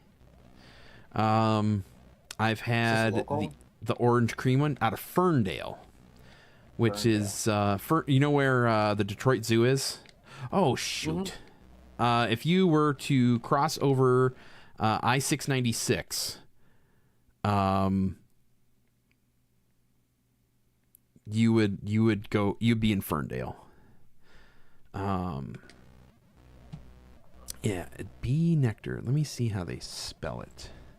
I think it's not the letter B. Bee nectar, and it's BNEKTAR, and they do sell it. They do ship it. They do sell it in stores locally here. Apple cider kill zombies. So I don't know. They just have cheeky hipster names for all their stuff. Let's see what they got right now. I'll even pause this for a second and go to that. So yeah, letter B, NEKTAR.com. And let's see here. What do they have right now? Strawberry Cream Delight. And they show all the states they ship to. Black Mary Mint, gross. Oh, my dad's gonna love this. Kill All Golfers is black tea and lemon, so it's like a alcoholic whatchamacallit. Arnold Palmer. Are these fermented with honey, or is that just? Yes. The meads are fermented with honey. Like Zombie Killer is a hard cider. So this is Stupid Man Suit is hard cider with cherry, raspberry, and black currant. So that's like a peppery stuff. Currant? Yeah, I'm not a fan. It's like licorice. It's like a cross between. I have black currant plants in my yard. Oh, cool. Zombies Take Manhattan, Imperial Zombie Killer, apple honey wine with cherry added, aged in whiskey barrels. Ooh, that sounds good. I like their regular Zombie Killer. Bikini Bottom, hard cider with pineapple, bone dry cider. No thanks. I've had this before. This New Wave lemonade. It's okay. Odin's Blessing, orange blossom and amber honey. I've had this orange cream delight. It sounds sweet, but it's not. It's actually really good. I've had punk lemonade. That's not bad. I don't want ginger. Zombie Killer is their like #1 seller. Hard cider with tart, cherry, and honey.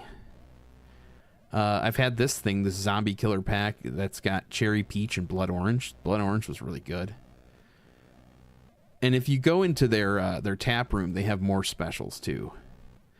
So that's how I learned about them. Was like I had got a mead somewhere. Owen's Bassing, Punk Lemonade. Oh no, Core Crusher. That one's different. No seltzers at the moment. They do beer. Is this like a physical location you can go to? Yep. It's got a tap room. Okay. That's Jarvis Street. It's actually an old like shop. And kind of like a warehouse setting that they've like modernized. And there's not a whole lot there. Funny that there's a TV on the wall, because the last time I went there was no TVs. But I think they've succumbed. Oh, I like the curtain. What was that? Was it medieval themed? Is that why there was no TVs? No, it was like they had like board games. It's very hipster. That's the only way I can really describe it. Is it's kind of hipster. I like the Clerks reference. I assure you we're open. Are you guys open? I assure you. Sure. Can I go up from here? Sounds like a lot of places, small places up in Seattle. Okay. Never been. Destroy him, my robots. Oh, that guy looks like a psychopath. Okay, he's not bad. He probably shoots laser thingies. Oh, that guy's a... Guy on top is a psychopath. He's going to shoot What if I laser... could get like an assorted 6-pack? Yeah, I think you can. And when you go there, you can get them in individuals. So, but like I said, here's... Are you coming to July 18th? I gotta. You gotta? Okay, so there is a place called Clarkston.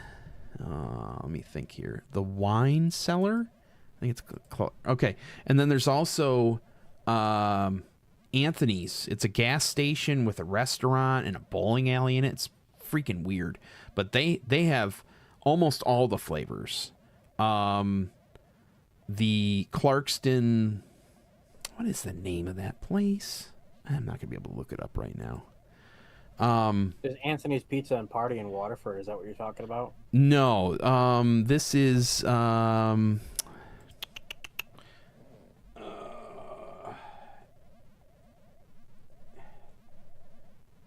see here. Is it called? Oh, I'm sorry. It's called Alex's Gourmet Market. It's on the corner of White Lake and Andersonville Road. That place, if you look it up, it's really it's overpriced, but it's incredible. There are, like I said, there's here, I'll show it here. Holy, they got like a bakery in that place. Yeah, they got a bakery. They've got a tap room. They've got a upstairs dining area. Place looks bigger than BB's Liquor.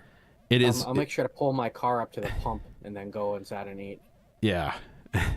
See, told you they got four They got a bowling lanes. alley? Yep, 4 lanes. Big gigantic tap room. It's expensive though, so beware. This caters to the rich side of town. That's all the restaurant. Their food's actually pretty good. This is just the store. $30 a person is what Yeah, it's not cheap. But there's a lot of stuff there and a lot of different varieties. I like gourmet stuff behind the counters. And they do, quality produce. Come on. It's, right off of Dixie Highway too. Yep. So you can kind of niggle your way from Dixie Highway down this way. It'll be on the right-hand side before you need to turn to head towards where we do That'd be Setback. cool. Just take 75 basically almost all the way there. Yeah, it's pretty darn close. I'm trying to find. Yeah, I meant they even have, like it's expensive. What? They have Tomahawk steak. full on butcher. What's it cost to live in this place? It's probably Give me a room. It's probably a kidney for about 3 months. Oh, wow. It's pretty crazy. It's pretty crazy. Wow. The liquor wall is massive. Imagine being the plumber that set that up. Yeah. Yep. I'm trying to find. But anyways, this place has bee nectar. It's good stuff. Yeah. But you know what? I got to wrap it up tonight because I've got a long week ahead of me. So what's going on is we're going to mute that. What's going on? So I won't be here on Thursday, and I clarified that in the beginning. But I will be in West Virginia at the if you go to, I think it's ircexpo.info? .net. Okay, hang on. Thanks, Pets.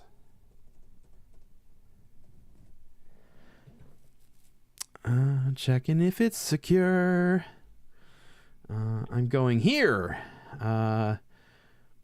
International Retro Computer Expo. It's put on by the podcast, The Amigos. We'll allow all of them. It's Is funny. it big? There's no map or anything like that, which is hilarious. Oh, there is a map.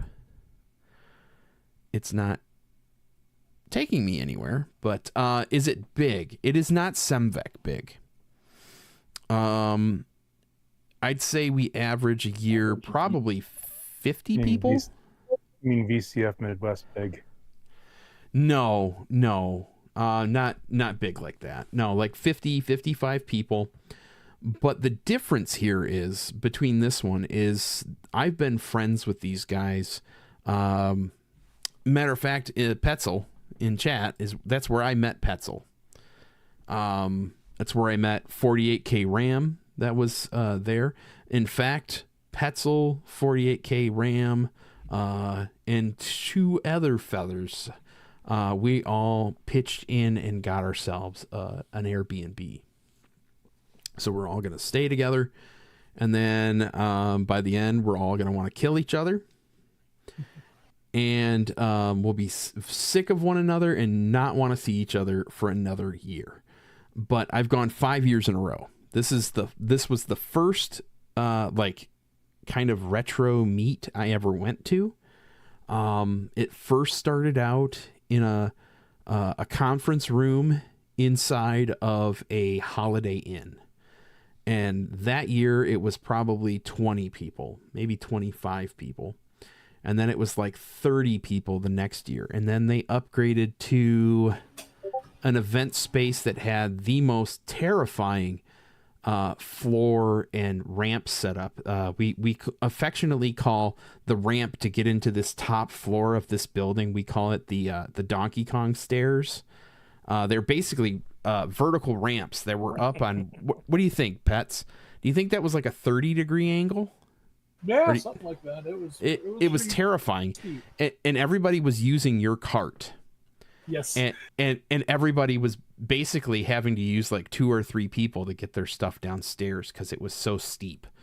But what was more terrifying about that, and yes, Pack Billy, good friend of mine, and Raw Danger, he goes every year too. But it's kind of like it's a niche group of people who have been like hanging out for the last 5 years. It was originally called Boat Fest for the first 3 years. And then on the 4th year, they changed it to the International Retro Computer Expo. And Can you tell the story why? It was named after the nickname of one of the hosts of the Amigos Retro Gaming Podcast, John Schaller. His nickname is Boat of Car, based on the They Might Be Giants song that's titled Boat of Car. And then, that, like I said, the other guy is Aaron Dowdy. He is the other half of that podcast, his brother Brent. The three of them run 8 different shows, I think. Yeah. The third half. Yeah, the Amigos, ARG Presents, Atari Unlimited, Your Sinclair, the Coco Show. No, it's not the Coco Show. What is the one they do on it's the Coco Show, isn't it? The Coco Show. Yeah. The Coco Show. And then just ARG, I think you mentioned that. Yes, and then does the disaster streams. Exactly. Yep. So, and then Aaron does the disaster streams. I used to be part of a group with them too that was called the Team Speak Irregulars. I was more like a guest with that. And that was an online streaming group of 12 or 13 guys that would stream on Twitch. And you would just join their Discord to be in voice chat. And then one person would kind of broadcast what they were doing, and we would all kind of work together. So I played a bunch of EverQuest with them. I played a bunch of City of Heroes. What else? But anyways, I've been friends with these guys, with the Amigos guys for about 7 or 8 years. Aaron specifically. Aaron, when I started podcasting about 7 years ago, Aaron openly shared all my programs on their podcast. So, and got me connected with a bunch of people in the scenes, like Eric Nelson, that is over here on my this thing. A bunch of these people, there's names, are also my friends from the Amigos Network. So, Bill Bright, Petzel, Mitsuyama, Graham Vebke, Upshift. They're all people I met through the Amigos. So, in the retro scene, apart from Semvec, they became some of my closest friends. So, really excited to go see them again. And so, like I said, on Thursday, if I don't stream on Thursday, which I might do like a walkthrough. It's not technically open on Thursday. It's open on Friday and Saturday. If everybody's set up and I have nothing to do and I have nowhere to take anywhere, I'm bringing my friend Kiefer with me, and him and I are going to drive up Thursday morning, and then if I have time, I will stream from Boat Fest if I have good enough internet. So last year we had spotty internet. I actually have my Wi-Fi router that I normally take to Semvec in my stuff. So if we have problems like we did, hopefully, how long is that a drive for me? About 6 hours. Yeah, about 6 hours. I have to drive from like the Oakland County area, Southeast Michigan area, basically through Toledo, and then near the Columbus area, all the way through Ohio. So I go from like one corner of Ohio to the other corner of Ohio, and the border for Wisconsin or for West Virginia is right smack dab in the very bottom corner of Ohio. So, yeah, that's the majority of my time. So it's like an hour in Michigan, 4 hours driving through Ohio, and sometimes I could do it in I've done it once in 5.25 hours. Anything east of California, there's spotty as differences. You know what though? Honestly, though I love Semvec, it's like my personal thing now. This is like my favorite time of the year. I get to hang out with people that I sincerely adore. So, it's cool.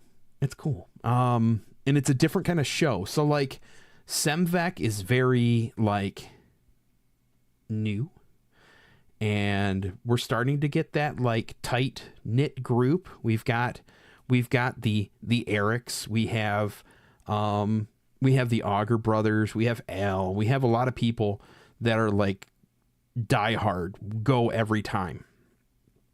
And we share a meal afterwards too. And I think I wanted to do that because of what Boat Fest was. Boat Fest, we share everything. We all play each other's computers. We do events. They record podcast episodes. We play Jeopardy. We do all sorts of absolutely... Come on, man. 33 hours. No big deal. The most I've driven in one day was like 14 and a half hours, and I refused to do that ever again. I felt like I was going to die. But Boat Fest is probably the most personable of shows, and it's the cheer. I would describe it as the Cheers of retro gaming shows. And it's not like, it is definitely not super uber technical either. Now, there are some people that'll show up. There used to be one guy. I don't think he's coming this year. Have we heard, Pets? Have we heard from Mobius lately? Nope. That sucks. He's disappeared. He's gone AWOL. A friend of ours, Mobius, is probably one of the most advanced Amiga people I'm aware of, at least. He comes every year, usually with like an Amiga 4000, And then he's got one of those like crazy, like hyper expanded pseudo Amiga 5000 builds that have like a PC card that's been rededicated to the Amiga retargetable graphics system and stuff like that, and it can do full motion video and DVD and all sorts of crap. The guy's insane. To just guys like me, and I'd say like Petzel, we bring a display of something, we say, hey, play with it. And then there's other people that are super uber technical. One of the guys we're going to stay with, Jeff, actually worked on like the most renowned technical what is the name of the series he did? Fighter something. What was Jeff's title? Oh gosh, I It was like doing graphics for it, if I remember. Yeah, he did graphics for this two really incredible Amiga based flight simulators, like Sims. So not like F-19 Strike Eagle or Falcon. Like Falcon's pretty advanced, but this is like way more advanced. Really cool stuff. So that's exciting. And he's staying at our place. So, yeah, I'm looking forward to this. It's awesome. So hopefully if I don't see you on Thursday, if I don't stream on Thursday, I definitely will pick a time, sometime Friday or Saturday. Just to kind of give you guys the lay of the land and show stuff off. So probably what I'll do is like either a Friday, at like 5 or 6 o'clock, probably before we go to dinner. I don't remember what time we're going to do dinner on Friday, but, yeah, it's really cool. It's really cool. It's one of my favorite places to go. So if you're ever in the West Virginia area or surrounding area, Ohio, Virginia, actually Virginia's still about a 3-hour drive from where they are. But if you're in like the Southern Ohio area, this is a great place to go with a great bunch of guys. And, yeah, I've talked enough. So anyways, is there anybody we can raid? I haven't raided anybody in like 3 weeks. Ice Turbo. Got Ice Turbo. Let's see here. Ice Turbo. Fallout. Hungry Goria is playing Fallout. Chrono Trigger. Okay, we'll leave it up to people. Yep. Thank you, C64 Television. It was good to see you. It's good to see you guys too. Anybody have any preference? Hungry Goria or Ice Turbo? So we got Hungry Goria playing Fallout, the original, and then we have Ice Turbo playing Chrono Trigger. Peace. So I'm always down for Chrono Trigger. Chrono Trigger it is. Raid Ice Turbo _ Say hi for me. I might not be able to stick around too long there. And LC2, thanks for hanging out. Oh, my phone's playing music that I don't want to play. Yep. Ice Turbo. Nope, with the underscore. So we will see you sometime this weekend, but definitely on Monday. So take care, guys. Thanks for hanging out.